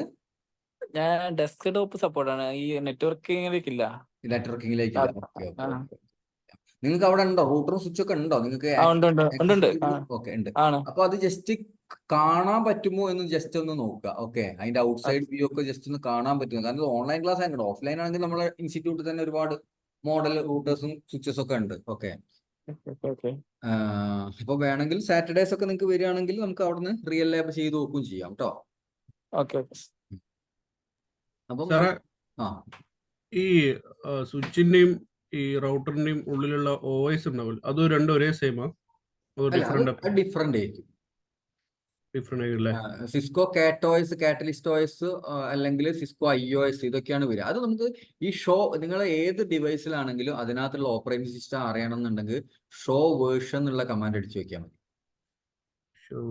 IOS ഉണ്ടാവും, സിസ്കോന്റെ IOS ഉണ്ടാവും, പിന്നെ IOS XE ഉണ്ടാവും, പിന്നെ IOS XR ഉണ്ടാവും, പിന്നെ എന്താണ്, പിന്നെ നെക്സസ് OS ഉണ്ടാവും. ഓക്കെ, നെക്സസ് OS ഉണ്ടാവും. പിന്നെ അതേമാതിരി കാറ്റലിസ്റ്റ് OS ഉണ്ടാവും, CatOS എന്ന് പറയും, CatOS. പക്ഷെ മിക്കവാറും ഒരു ഇത് എൻട്രി ലെവൽ ഡിവൈസിലൊക്കെ സ്വിച്ച് ആണെങ്കിലും റൂട്ടർ ആണെങ്കിലും IOS ആയിരിക്കും ഉണ്ടാവുക. ഓക്കെ, സിസ്കോ CCNA CCNP ഒക്കെ ശരിക്കും നമ്മൾ IOS വെച്ചിട്ട് IOSന്റെ കമാൻഡ്സ് മാത്രമേ നമ്മൾ പഠിപ്പിക്കുന്നുള്ളൂ. റൂട്ടിംഗ് പഠിക്കുകയാണെങ്കിൽ സ്വിച്ചിങ് പഠിക്കണം. CatOSന്റെ ഒന്നും കമാൻഡ്സ് ബൈ ഡിഫോൾട്ട് ആയിട്ട് നമ്മൾ CCNAയിലും CCNPയിലൊന്നും പഠിപ്പിക്കുന്നില്ല. കാരണം അത് കുറച്ച് അഡ്വാൻസ് ലെവൽ സംഭവങ്ങളാണ്. അത്യാവശ്യം ഇതിനകത്ത് എക്സ്പീരിയൻസ് ആയിട്ടുള്ള ആൾക്കാർ മാത്രമേ അതിനകത്തേക്ക് പോകുള്ളൂ. അതുകൊണ്ട് നമ്മളും ബേസിക്കലി എന്ത് പഠിച്ചാൽ മതി, IOSന്റെ കമാൻഡ്സ് മാത്രം പഠിച്ചാൽ മതി. ഓക്കെ, അപ്പൊ നമ്മൾ റൂട്ടറിനെ നമ്മൾ വ്യൂ ചെയ്യുക. റൂട്ടറിനകത്ത് സീരിയൽ മൊഡ്യൂൾ ഉണ്ടാകും വാൻ കണക്ട് ചെയ്യാൻ വേണ്ടിയിട്ട്. ഇനി ലാൻ കണക്ട് ചെയ്യാൻ വേണ്ടിയിട്ട് എതർനെറ്റ് മൊഡ്യൂൾ, അല്ലെങ്കിൽ എതർനെറ്റ്, അല്ലെങ്കിൽ ഫാസ്റ്റ് എതർനെറ്റ്, അല്ലെങ്കിൽ ജിഗാബിറ്റ് എതർനെറ്റ് മൊഡ്യൂളുകൾ ഉണ്ടാകും. ലേറ്റസ്റ്റ് റൂട്ടറിനകത്ത് വരുന്നതിലൊക്കെ ജിഗാബിറ്റ് ഇന്റർഫേസ് ആണ് ഉണ്ടാവുക. എന്താ വ്യത്യാസം? എതർനെറ്റ് വെച്ചാൽ 10 Mbps, ഫാസ്റ്റ് വെച്ചാൽ 100 Mbps, ജിഗാബിറ്റ് എതർനെറ്റ് വെച്ചാൽ Gbps, 1 Gbps. ഓക്കെ, പിന്നെ ഉണ്ടാവുക. പിന്നെ ഒരു കൺസോൾ പോർട്ട് ഉണ്ടാകും. ഈ കൺസോൾ പോർട്ട് എന്തിനു വേണ്ടിയിട്ടാ? റൂട്ടറിന് സ്വിച്ചിനൊക്കെ മാനേജ്മെന്റ് പർപ്പസിനാണ്. അത് കോൺഫിഗർ ചെയ്യേണ്ട നമുക്ക് എന്തെങ്കിലും കണക്ട് ചെയ്തിട്ട്. അപ്പൊ കൺസോൾ പോർട്ടിലേക്ക് നമ്മൾ കോം പോർട്ട് എന്നുള്ള കണക്ഷൻ കൊടുത്തിട്ടൊക്കെയാണ് നമ്മൾ എന്ത് ചെയ്യുക, കോൺഫിഗർ. പിന്നെ അതേമാതിരി ഓക്സിലറി പോർട്ട് എന്ന് പറയുന്നത് മോഡം വഴി നമുക്ക് ഈ റൂട്ടറിനകത്തേക്ക് മാനേജ്മെന്റ് ചെയ്യാൻ വേണ്ടിയിട്ടാണ് നമ്മൾ എന്ത് ചെയ്യുന്നത്, ഓക്സിലറി പോർട്ട്. ഓക്സിലറി പോർട്ട് നമ്മൾ മോഡത്തിലേക്കാണ് കൊടുക്കുക. സാറേ, ആ, നമ്മുടെ OFC കണക്ട് ചെയ്യാൻ പറ്റുന്ന സ്വിച്ചുകൾ വരത്തില്ല? അത് ഇപ്പം അധികം പറഞ്ഞു കഴിഞ്ഞാല് റൂട്ടറിനകത്ത് അങ്ങനെയുള്ള മൊഡ്യൂൾസ് നമുക്ക് വേണമെങ്കിൽ ആഡ് ചെയ്യാൻ പറ്റും. പിന്നെ അതുപോലെ തന്നെ ചില റൂട്ടറുകൾ വരുന്നുണ്ട്. ഇപ്പൊ 180 തന്നെ ചില റൂട്ടറുകൾ വരുന്നുണ്ട്. അതായത് നമ്മളെ SFP മൊഡ്യൂൾ വെച്ച് ഡയറക്റ്റ് കൊടുത്തിട്ട് നമുക്ക് ഫൈബർ നേരെ ടെർമിനേറ്റ് ചെയ്യാൻ പറ്റുന്ന റൂട്ടറുകളും വരുന്നുണ്ട്. പക്ഷെ അത് കുറച്ചും കൂടെ എക്സ്പെൻസീവ് റൂട്ടേഴ്സ് ആണ്. സാധാരണ റൂട്ടേഴ്സിനെക്കാട്ടും കുറച്ചും കൂടെ എക്സ്പെൻസീവ് റൂട്ടേഴ്സ്. അതും അവൈലബിൾ ആണ് ഇപ്പോൾ. അങ്ങനെയാണെങ്കിൽ ISP തരുന്ന റൂട്ടർ ഉപയോഗിക്കണ്ട അല്ലേ? വേണ്ട. നമ്മളിപ്പോ അധികം നമ്മൾ അങ്ങനത്തെ കേസിൽ നമ്മൾ എന്താ ചെയ്യാന്ന് വെച്ചാൽ ISPന്റെ അടുത്ത് അത് ബ്രിഡ്ജ് ചെയ്യാൻ പറഞ്ഞിട്ട് നേരെ കണക്ഷൻ നേരെ നമുക്ക് ടെർമിനേറ്റ് ചെയ്യാം. എന്തിലേക്ക് ടെർമിനേറ്റ് ചെയ്യാം? റൂട്ടറിനകത്തേക്ക് ടെർമിനേറ്റ് ചെയ്യാം. അതായത് ISP വരുന്ന മൊഡ്യൂൾ നേരെ നിങ്ങൾക്ക് അതിനകത്തേക്ക് കൊടുക്കാൻ പറ്റുമോ ചോദിക്കുന്നത്? അത് കൊടുക്കാൻ പറ്റില്ല. അത് നിങ്ങൾക്ക് മറ്റേ ഇത് വേണ്ടേ, OLT ഡിവൈസ് ഒക്കെ വേണ്ടേ, OLT വേണ്ടേ? അവിടെ ആ കമ്മ്യൂണിക്കേഷൻ ഇത് വ്യത്യാസമുണ്ട്. മീൻസ് കമ്മ്യൂണിക്കേഷൻ എന്താ പറയാ, അത് ഒന്നുകിൽ മക്സിലേക്ക് വന്നിട്ടോ, അല്ലാന്നുണ്ടെങ്കിൽ ഇതേമാതിരി CSU DSUലേക്ക് വന്നിട്ടോ, അല്ലാന്നുണ്ടെങ്കിൽ OLTയിലേക്ക് വന്നിട്ടാണ് നമ്മൾ എന്ത് ചെയ്യുക, നമ്മൾ റൂട്ടിനകത്ത് ടെർമിനേറ്റ് ചെയ്യുക. ഇനി അതല്ലാതെ ഈ OLT ഫംഗ്ഷൻസ് ഒക്കെ ചെയ്യാൻ പറ്റുന്ന മൊഡ്യൂൾസ് നമുക്ക് അവൈലബിൾ ആണ്. ഒന്നുകിൽ അങ്ങനത്തെ മൊഡ്യൂൾസ് വാങ്ങിച്ചിട്ട് ആഡ് ചെയ്യാൻ നിങ്ങൾക്ക് റൂട്ടിനകത്ത്. എന്നിട്ട് നേരെ റൂട്ടിനകത്തേക്ക് കണക്ഷൻ കൊടുക്കാൻ പറ്റും. ഇപ്പൊ സാറ്റലൈറ്റ് കണക്ഷനും, ഇപ്പൊ സിം ഇടാൻ പറ്റുന്ന വരെ റൂട്ടർ ഉണ്ട്. ഇപ്പൊ നമുക്കിപ്പോ ഈ മൊഡ്യൂൾ ഉണ്ടല്ലോ, ഈ മൊഡ്യൂളിനകത്ത് നമ്മളെ സിം ഉണ്ടല്ലോ, നമ്മളെ മൊബൈൽ സിം ഇൻസേർട്ട് ചെയ്ത് കൊടുക്കാനുള്ള അടക്കം സപ്പോർട്ട് ചെയ്യുന്ന റൂട്ടേഴ്സ് വരുന്നുണ്ട്. ഓക്കെ, പല ടൈപ്പ് കണക്ഷൻസ് നമുക്ക് എന്ത് ചെയ്യാൻ പറ്റും, റൂട്ടിനകത്തേക്ക് ടെർമിനേറ്റ് ചെയ്യാൻ പറ്റും. അതിനനുസരിച്ചുള്ള മൊഡ്യൂൾസ് വാങ്ങിക്കണമെന്ന് മാത്രമേ ഉള്ളൂ. പക്ഷെ സാധാരണ നിങ്ങൾ റൂട്ടറിനകത്ത് തന്നെ ഇൻബിൽറ്റ് ആയിട്ട് കാണുന്ന മൊഡ്യൂളിനകത്ത് നിങ്ങൾക്ക് എന്ത് ചെയ്യാൻ പറ്റുള്ളൂ, സാധാരണ എതർനെറ്റ് പ്രോട്ടോകോൾ വഴിയുള്ള സാധനങ്ങൾ മാത്രമേ ടെർമിനേറ്റ് ചെയ്യാൻ പറ്റുള്ളൂ. ഓക്കെ, മറ്റേ ഇതിനകത്ത് ഇതാണ് നടക്കുന്നത്, മറ്റേ മൾട്ടിപ്ലക്സിംഗ് ആണ് നടക്കുന്നത്. മറ്റേ ഇതിൽ നിങ്ങളുടെ ഈ എന്താ പറയുക, ഇന്റർനെറ്റ് കണക്ഷൻ ഒക്കെ നമുക്ക് ടെർമിനേറ്റ് ചെയ്യണമെന്നുണ്ടെങ്കിൽ. ഓക്കെ, അപ്പൊ അതിന് സെപ്പറേറ്റ് ആയിട്ടുള്ള മൊഡ്യൂൾസ് തന്നെ വാങ്ങിച്ചിട്ട് നമുക്ക് ആഡ് ചെയ്യണം. അപ്പൊ അതൊക്കെ നിങ്ങൾക്ക് കാണണമെന്നുണ്ടെങ്കിൽ നിങ്ങൾ എന്ത് ചെയ്യാന്ന് പറയുക, ഡാറ്റ ഷീറ്റ് പോയി നോക്കണം. കേട്ടിട്ട് ഈ സിസ്കോന്റെ ഡിവൈസിന്റെ ഡാറ്റ ഷീറ്റ് ഉണ്ടാവും.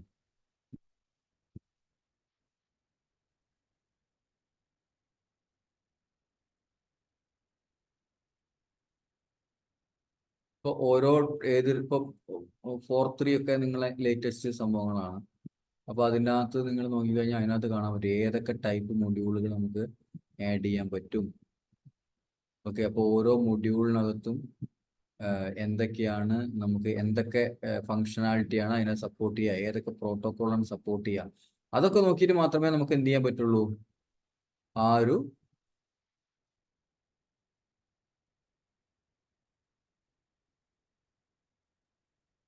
Maximum power, maximum weight, modules.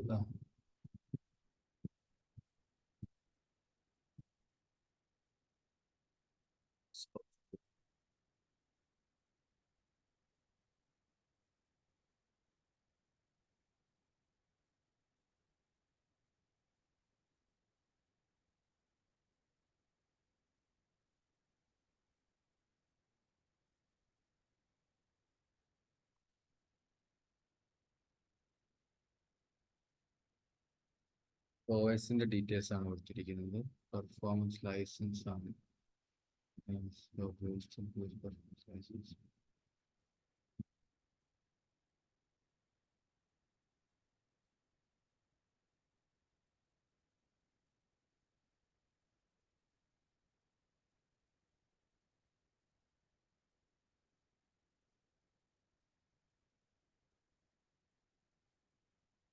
Modules ഇതിനകത്ത് സപ്പോർട്ടിൽ കാണിച്ചിട്ടില്ല അല്ലേ?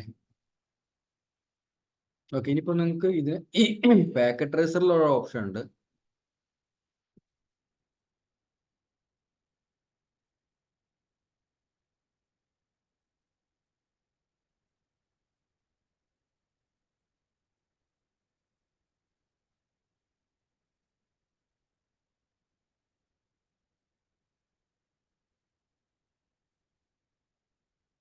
ഇപ്പോൾ 4.3 എടുത്ത് നമ്മൾ ഇതിനകത്ത് ഇട്ട് കഴിഞ്ഞാൽ നമുക്ക് അത് ആഡ് ചെയ്ത് കഴിഞ്ഞാൽ അത് സപ്പോർട്ട് ചെയ്യുന്ന മൊഡ്യൂൾസ് കംപ്ലീറ്റ് നമുക്ക് ഇവിടെ കാണിച്ചു തരും. ഓക്കെ, NM2T എന്ന് പറയുന്നത് അത് റൂട്ടർ ഓഫ് ചെയ്യാനാണ്. റൂട്ടർ ഓഫ് ചെയ്തിട്ട് നമുക്ക് NM2T. അപ്പം സൂമിങ് കൊടുത്താൽ മതി. കണ്ടോ, 2 വാൻ ടി എന്ന് പറയുന്നത് E1 T1 എന്ന 2 സ്റ്റാൻഡേർഡ് ഉണ്ട്. ഇപ്പോൾ വാൻ്റെ അതിൻ്റെ ഇതാണ്. പിന്നെ GLC അതിനകത്തേക്ക് ഡയറക്റ്റ് കൊടുക്കാൻ പറ്റില്ല. നമുക്ക് ഇതിനകത്ത്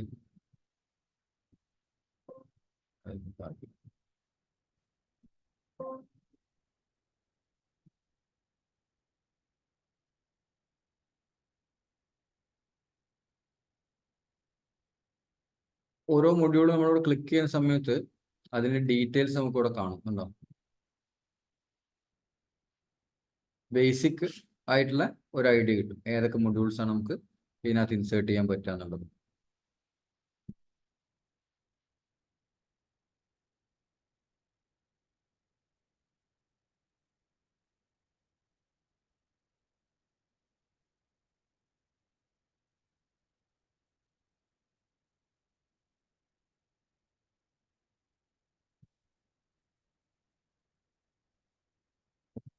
അപ്പൊ നമുക്ക് ഏതൊക്കെ മൊഡ്യൂൾസ് ആണ്, അപ്പൊ നമ്മളിപ്പോ ഓൾറെഡി നമ്മളെ സംബന്ധിച്ചുള്ള CCNA ലെവലിലുള്ള ആൾക്കാരെ സംബന്ധിച്ചുള്ള നമുക്ക് ഫസ്റ്റ് തന്നെ നമുക്ക് നെറ്റ്വർക്ക് ഡിസൈൻ ചെയ്യാനെന്നുള്ള ലെവലിലേക്ക് നമ്മൾ പോകും. മീൻസ് നമ്മളെ എൻ്റർ ചെയ്യിപ്പിക്കൂല. ഒരുവിധം കാര്യങ്ങളൊക്കെ നമുക്ക് എന്ത് ചെയ്യണം, നമുക്ക് ഓൾറെഡി ഉള്ള നെറ്റ്വർക്ക്, ഇപ്പൊ നിങ്ങളൊരു കമ്പനിയിൽ ജോലിക്ക് പോകുന്ന സമയത്ത് ഫസ്റ്റ് നിങ്ങൾ അവിടുത്തെ നെറ്റ്വർക്ക് ടോപ്പോളജി പഠിച്ചെടുക്കുക ചെയ്യാം. ഓക്കെ, ഇപ്പോൾ ഓരോ കമ്പനിയിലും നിങ്ങൾക്ക് ഒരു ഇതുണ്ടാവും, എന്താ പറയാ,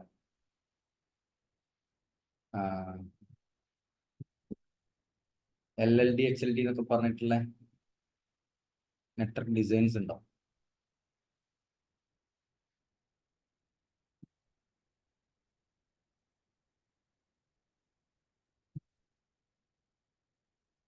ഇതിപ്പോ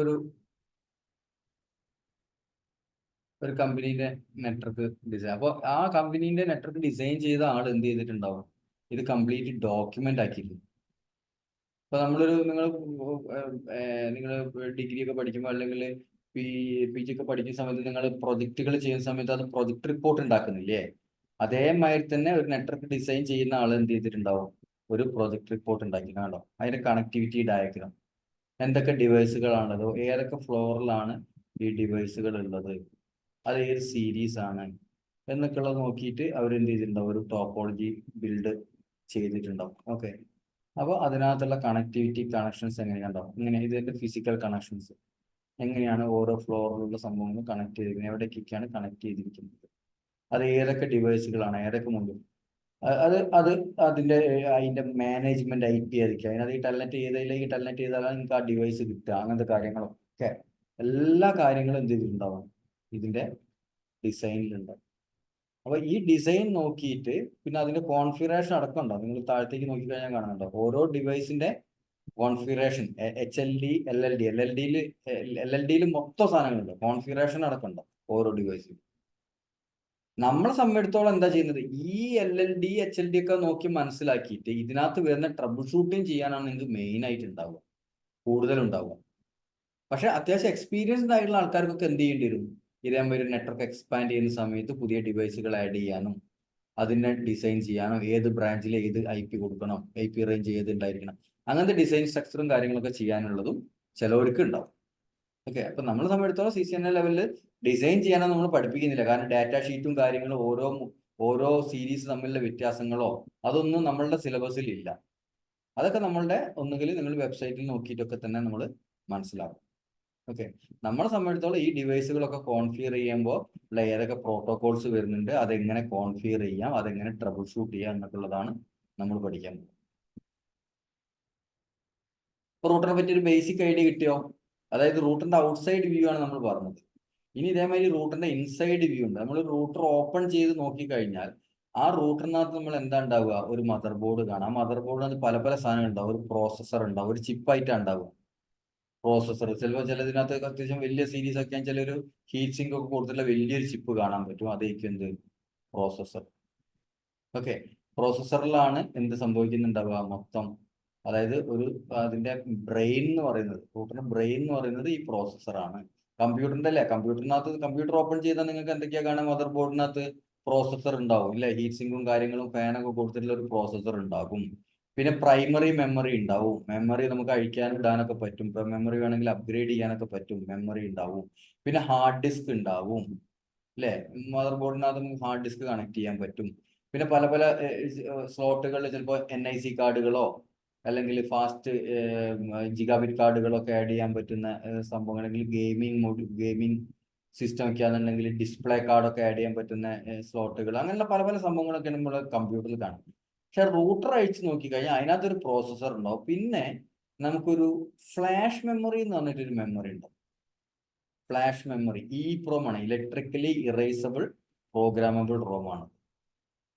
ഈ ഫ്ലാഷ് മെമ്മറിയിലാണ് സിസ്കോന്റെ ഓപ്പറേറ്റിംഗ് സിസ്റ്റം ഉണ്ടാവുക. സിസ്കോ റൂട്ടിന്റെ ഓപ്പറേറ്റിംഗ് സിസ്റ്റം എന്ന് പറയുന്നത് സിസ്കോ IOS ആണ്. ബേസിക് ലെവലിൽ നമ്മൾ പറയുന്നത് സിസ്കോ IOS ആണ്.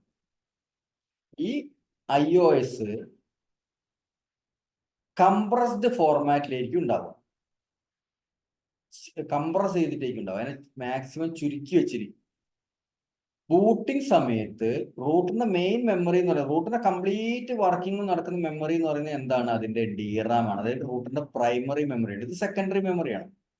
ഇത് പ്രൈമറി മെമ്മറിയാണ് DRAM എന്ന് പറയുന്നതാണ് പ്രൈമറി മെമ്മറി. ഈ ഫ്ലാഷ് മെമ്മറി മിക്കവാറും 64 ഒക്കെ ഉണ്ടാവുള്ളൂ. ഒരു സെക്കൻഡ്, ചാർജർ കണക്ട് ചെയ്യട്ടെ.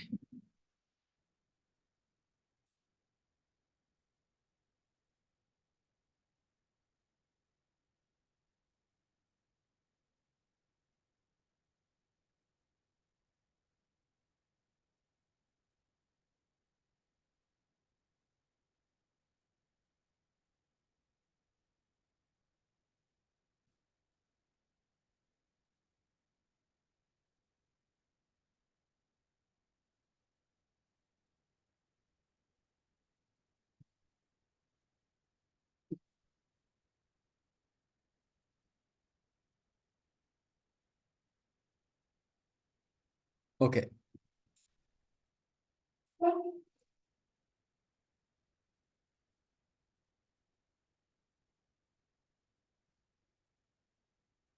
അപ്പൊ ബൂട്ടിംഗ് സമയത്ത് ഈ ഓപ്പറേറ്റിംഗ് സിസ്റ്റം DRAM-ലേക്ക് ലോഡ് ആവും അല്ലേ. നിങ്ങളിപ്പം ചിലപ്പോൾ നിങ്ങൾ ലാപ്ടോപ്പ് ഓൺ ആക്കുന്ന സമയത്ത് ശരിക്കും നിങ്ങൾ ഓപ്പറേറ്റിംഗ് സിസ്റ്റം എവിടെയാണ് ഉണ്ടാവുക? ഹാർഡ് ഡിസ്കിലല്ലേ ഉണ്ടാവുക അല്ലേ.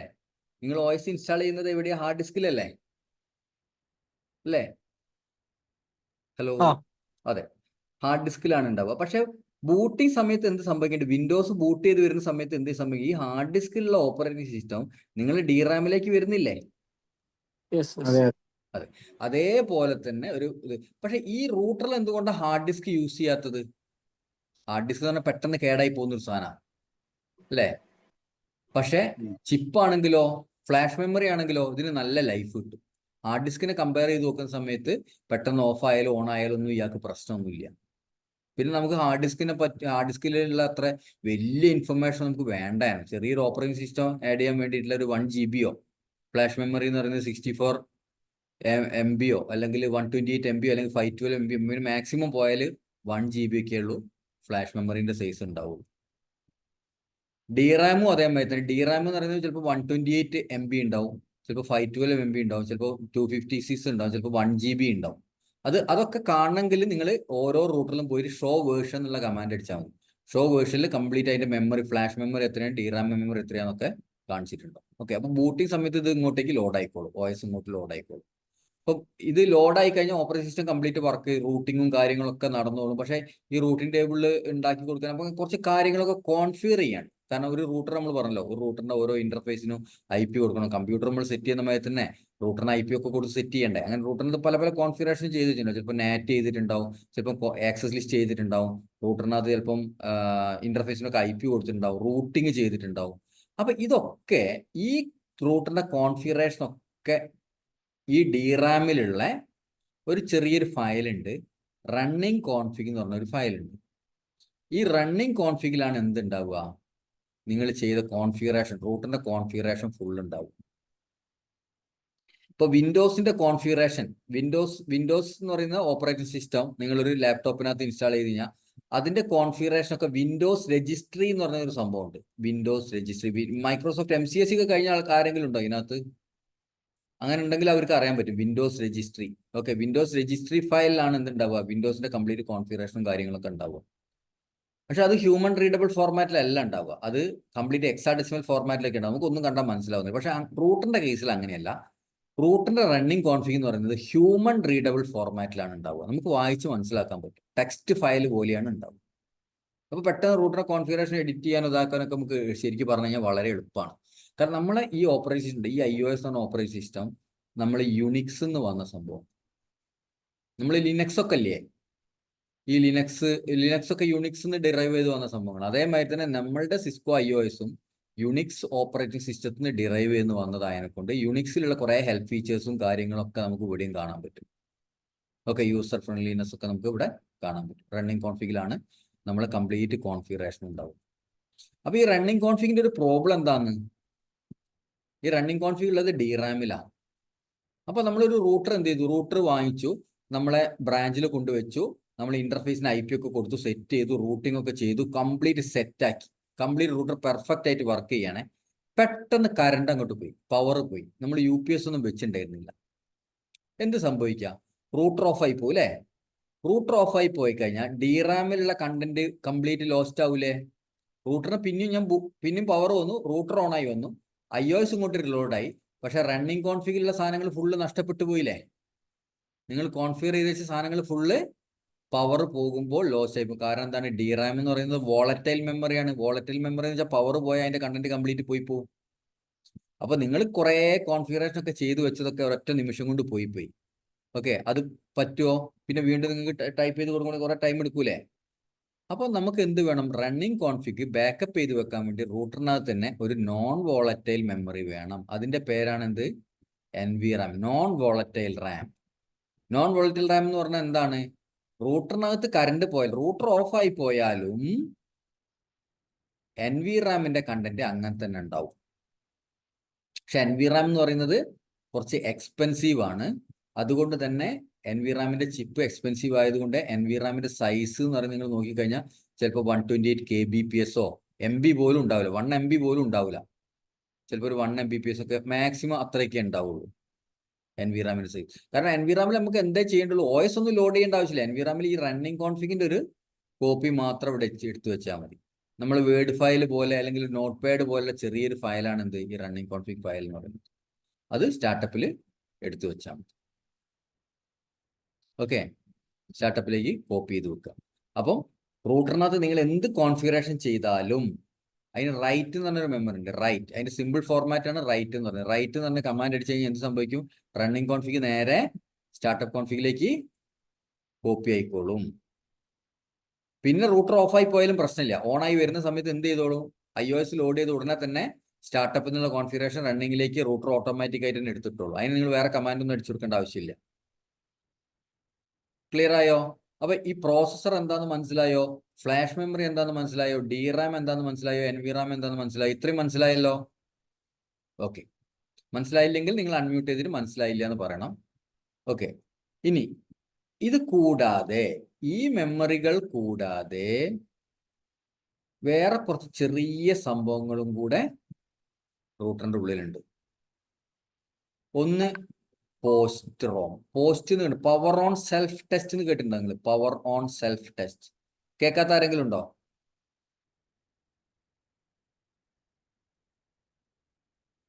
അതായത് കമ്പ്യൂട്ടർ ഓൺ ആവുന്ന സമയത്ത് കമ്പ്യൂട്ടർ എന്ത് ചെയ്യുന്നുണ്ട്? കമ്പ്യൂട്ടറിന്റെ ബയോസ് എന്ത് ചെയ്യുന്നുണ്ട്? അതിനകത്ത് എല്ലാ ചിപ്പിനകത്തേക്കും എല്ലാ അതിനകത്തേക്കും വോൾട്ടേജ് സിഗ്നൽസ് ഒക്കെ വിട്ടിട്ട് എല്ലാ കാര്യങ്ങളും ഓക്കെ അല്ലേ? ഇപ്പൊ മെമ്മറി ചിലപ്പോൾ ലൂസ് കോൺടാക്ട് ആണെങ്കിൽ ബീപ്പ് സൗണ്ട് വരാൻ വേണ്ടിയിട്ടോ അങ്ങനത്തെ കാര്യങ്ങളൊക്കെ എന്തിലാണ് ഉണ്ടാവുക? പോസ്റ്റ്. അതേമാതിരി റൂട്ടറിനകത്ത് എന്തുണ്ട്? ഒരു പോസ്റ്റ് മെമ്മറി, പോസ്റ്റ് ഉണ്ട്. പോസ്റ്റ് റൺ ചെയ്യും. റൂട്ടർ ഓൺ ആക്കുന്ന സമയത്ത് റൂട്ടറിന്റെ എല്ലാ മൊഡ്യൂളുകളും അപ്പാണോ, അല്ലെങ്കിൽ അപ്പാണോ എന്നല്ല, വർക്കിംഗ് ആണോ, അല്ലെങ്കിൽ എല്ലാ ചിപ്പുകളും ഓക്കെ ആണോ എന്നൊക്കെ നോക്കാൻ വേണ്ടിയിട്ട് ഒരു സംഭവമുണ്ട്. അത് എല്ലാ കമ്പ്യൂട്ടറിലും ഉണ്ടാവും, പോലെ തന്നെ റൂട്ടറിനകത്തും ഉണ്ട്. പിന്നെ ഒരു ബൂട്ട് സ്ട്രാപ്പ് പ്രോഗ്രാം ഉണ്ട്. ബൂട്ട് സ്ട്രാപ്പ് പ്രോഗ്രാം ആണ് ശരിക്കും ഈ ഫ്ലാഷ് മെമ്മറിയിലുള്ള iOSന്റെ ലൊക്കേഷൻ കണ്ടുപിടിച്ചിട്ട് അതിനെ ഡികംപ്രസ് ചെയ്തിട്ട് DRAMലേക്ക് ഇടുന്ന പ്രോസസ്സ് ചെയ്യുന്ന, ഈ പ്രോസസ്സ് ചെയ്യുന്ന പ്രോഗ്രാമിനെയാണ് നമ്മൾ ബൂട്ട് സ്ട്രാപ്പ് പ്രോഗ്രാം എന്ന് വിളിക്കുന്നത്. അതും ചെറിയൊരു ചിപ്പിലാണ് ഉണ്ടാവുക. ഇതൊക്കെ റോം ചിപ്പാണ് കേട്ടോ. ഇതൊക്കെ എന്താണ്? റോം ആണ്, റീഡ് ഓൺലി മെമ്മറിയാണ്. ഓക്കെ, റീഡ് ഓൺലി മെമ്മറിയാണ്. പിന്നെ മിനി iOS അല്ലെങ്കിൽ റോമോണ്. ഇതും എന്താണ്? റോമോ ഇതാണ്. എന്തെങ്കിലും റൂട്ടർ കംപ്ലൈന്റ് ആയി പോയി കഴിഞ്ഞാൽ അതിനെ റിക്കവർ ചെയ്യാൻ വേണ്ടിയിട്ടുള്ള കുറച്ച് ചെറിയ സിമ്പിൾ കമാൻഡ്സ് ഒക്കെയാണ് എന്തുണ്ടാവുക? റോമോണിൽ അല്ലെങ്കിൽ മിനി iOSൽ ഉണ്ടാവും. പിന്നെ ഇത് കൂടാതെ ഒരു കോൺഫിഗറേഷൻ രജിസ്റ്റർ വാല്യൂ ഉണ്ട്. ഈ രജിസ്റ്റർ വാല്യൂ മാറ്റിയിട്ട് റൂട്ടറിന്റെ ബൂട്ടിംഗ് പ്രോസസ്സും കാര്യങ്ങളൊക്കെ നിങ്ങൾക്ക് വേണമെങ്കിൽ ചേഞ്ച് ചെയ്യാനൊക്കെ പറ്റും. ഇത് പാസ്വേഡ് റിക്കവറി ഒക്കെ പഠിക്കുന്ന സമയത്താണ് കോൺഫിഗറേഷനെ പറ്റി ഡീറ്റെയിൽഡ് ആയിട്ട് നമ്മൾ മനസ്സിലാക്കുക. ഇത്രയാണ് ഒരു റൂട്ടറിന്റെ ഇൻസൈഡ് വ്യൂ എന്ന് പറയുന്നത്. ഓക്കെ, റൂട്ടറിന്റെ ഔട്ട്സൈഡ് വ്യൂവും ഇൻസൈഡ് വ്യൂ ആണ് നമ്മളിപ്പോൾ പറഞ്ഞത്. അപ്പം ഇനി അടുത്തതായിട്ട് നമ്മൾ റൂട്ടറിന്റെ കമാൻഡുകളിലേക്കൊക്കെയാണ് പോകാൻ പോകുന്നത്. അതിപ്പോൾ ഒന്ന് നമ്മൾ എടുക്കണ്ട. അപ്പോൾ ഇത്രയും കാര്യങ്ങൾ നിങ്ങൾ റിഫ്രഷ് ചെയ്ത് അതിനകത്ത് എന്തൊക്കെയാണ് ഉള്ളതെന്നൊക്കെ ഉള്ളത് വായിച്ച് നോക്കുക. റിഫ്രഷ് ചെയ്തിട്ട് വരിക. ഇതിന്റെ നോട്ട് ഞാൻ നിങ്ങൾക്ക് ഇപ്പോൾ സെൻഡ് ചെയ്ത് തരാം. വീഡിയോ ഞാൻ ഇപ്പോൾ തന്നെ അത് ചെയ്തിട്ട് അതും ഞാനിപ്പോൾ അപ്ലോഡ് ചെയ്ത് തരാം. ഓക്കെ, ഇതിലെന്തെങ്കിലും ഡൗട്ട്സ് ഉണ്ടോ? പിന്നെ നിങ്ങളുടെ ജനറൽ നോളജ് ഇമ്പ്രൂവ് ചെയ്യാൻ വേണ്ടിയിട്ട് നിങ്ങൾ എന്ത് ചെയ്യണം?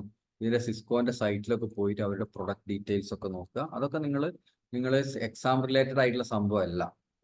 ഓക്കെ, അത് നിങ്ങൾ സ്വന്തമായിട്ട് നിങ്ങളെ ഇതിൽ നോക്കിയിട്ട് നിങ്ങൾ തന്നെ ഡെവലപ്പ് ചെയ്യേണ്ട സംഭവങ്ങളാണ്. സിസ്കോന്റെ വെബ്സൈറ്റിൽ പോവുക, അവരുടെ പ്രൊഡക്ട്സ് ആൻഡ് സർവീസസ് എടുക്കുക. കണ്ടോ? നെറ്റ്വർക്കിംഗ് ക്ലിക്ക് ചെയ്തു. റൂട്ടേഴ്സ് ക്ലിക്ക് ചെയ്തു. അപ്പോൾ റൂട്ടേഴ്സ് ഏതൊക്കെ സീരീസുകളാണ്,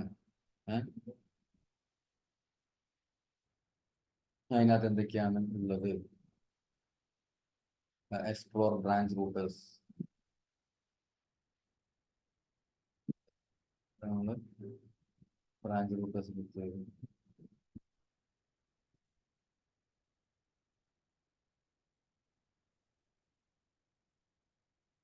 പല പല സീരീസ് റൂട്ടറുകൾ. ഓരോ സീരീസിൽ നമ്മൾ പോയി നോക്കിക്കഴിഞ്ഞാൽ അതിന്റെ ഡീറ്റെയിൽസ് ഒക്കെ നമുക്ക് കാണാൻ പറ്റും.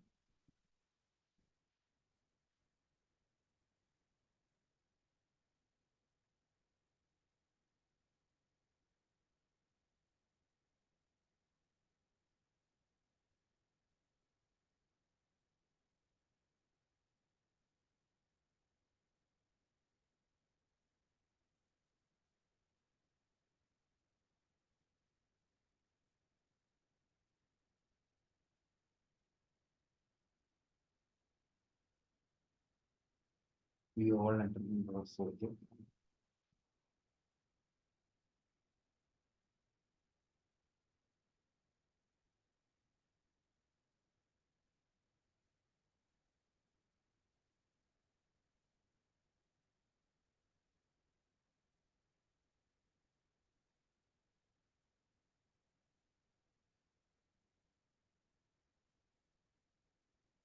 SD-WAN routers ആണ് ഒക്കെ. Access network.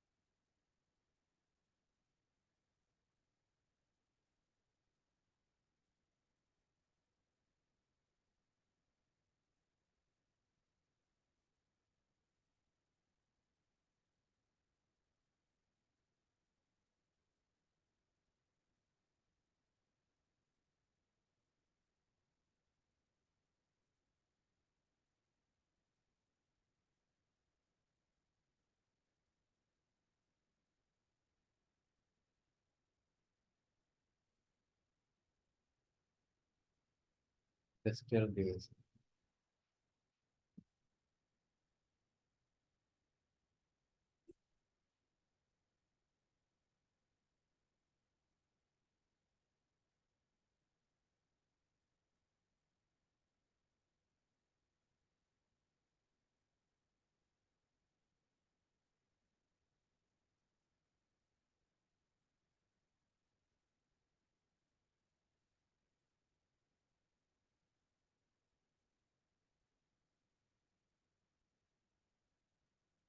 പ്രൊഡക്റ്റുകളൊക്കെ എടുത്ത് നോക്കുക. പിന്നെ അതേമാതിരി ഡാറ്റ ഷീറ്റ് എടുത്ത് നോക്കുക. സൊല്യൂഷൻസ് ഉണ്ട്. അവരുടെ മെയിനായിട്ട് അവർ പ്രൊഡക്റ്റ് ആൻഡ് സർവീസസ് ആണ് മെയിൻ. പിന്നെ സൊല്യൂഷൻസ് ഉണ്ട്. അവർ തന്നെ സൊല്യൂഷൻസ് പ്രൊവൈഡ് ചെയ്യുന്നുണ്ട് കമ്പനികൾക്ക്. പിന്നെ സപ്പോർട്ട്, നമുക്ക് എന്തെങ്കിലും ഡിവൈസുകൾ പർച്ചേസ് ചെയ്തിട്ട് എന്തെങ്കിലും ഇഷ്യൂസ് ഒക്കെ വന്നിട്ടുണ്ടെങ്കിൽ അവരുടെ സപ്പോർട്ടിന് വേണ്ടിയിട്ട്. പിന്നെ ലേണിംഗ് നെറ്റ്വർക്ക്സ് ഉണ്ട്. നമ്മുടെ സർട്ടിഫിക്കേഷൻസും കാര്യങ്ങളൊക്കെ ഈ ലേണിംഗ് നെറ്റ്വർക്സിലാണ് ഉണ്ടാവുക.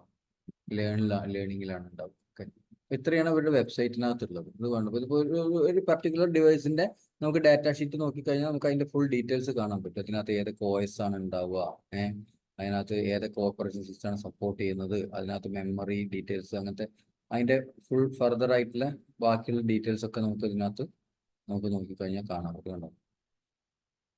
ഇതിന്റെ ഓരോ സ്പെസിഫിക്കേഷൻസ്.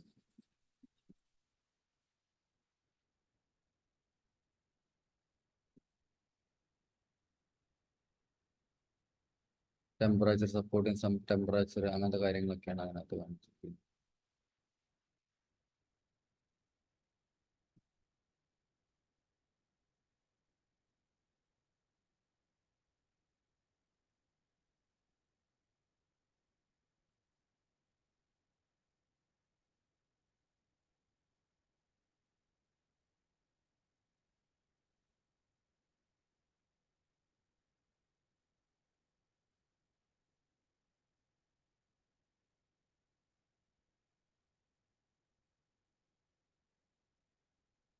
എല്ലാ ഡിവൈസിനും ഡാറ്റ ഷീറ്റ് ഇവിടെ ഡൗൺലോഡ് ചെയ്യാൻ പറ്റും. ഓക്കെ,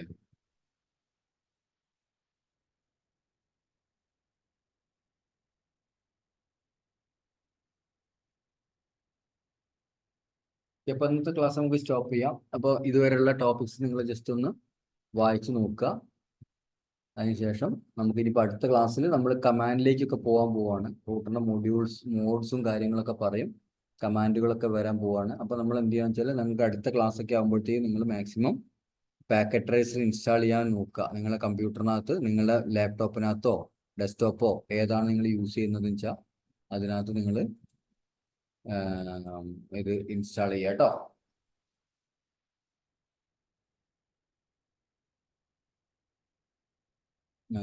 വിഷ്ണുവിന് കമ്പ്യൂട്ടർ ഉണ്ടോ?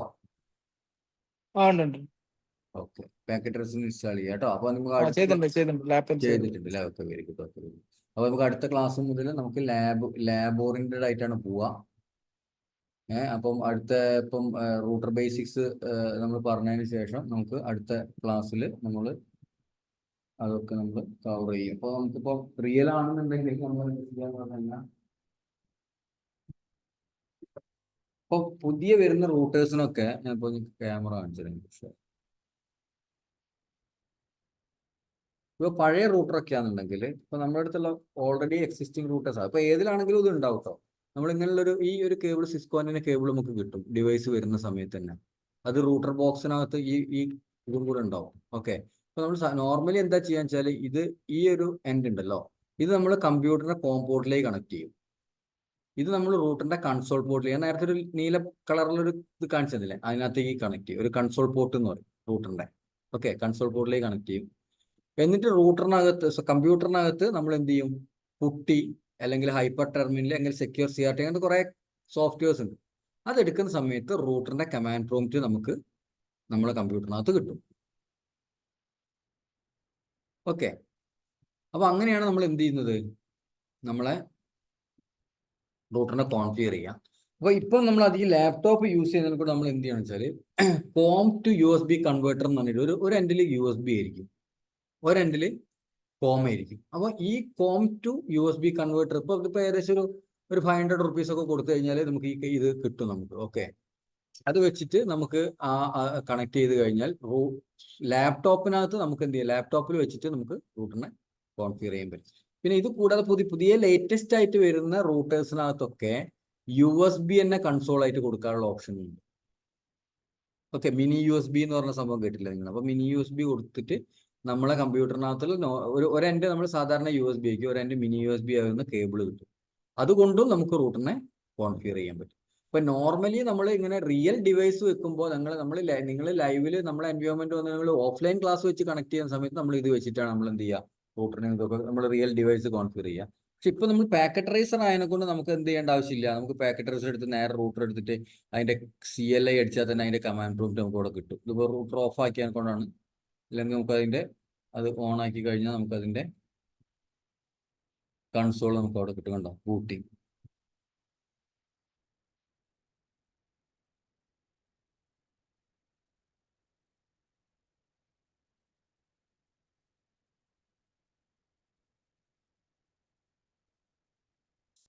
അത് നമുക്ക് കമാൻഡ് ലെവലൊക്കെ വരെയുള്ള കാര്യങ്ങൾ നമുക്ക് നെക്സ്റ്റ് ക്ലാസ്സിൽ നോക്കാം. അപ്പോൾ അതുവരെ നമ്മൾ ഇതുവരെ പഠിച്ച കാര്യങ്ങളൊക്കെ ജസ്റ്റ് ഒന്ന് റിഫ്രഷ് ചെയ്തിട്ട് വരിക കേട്ടോ. അപ്പോൾ ക്ലാസ്സിൽ സ്റ്റോപ്പ് ചെയ്യണേ. ഓക്കെ.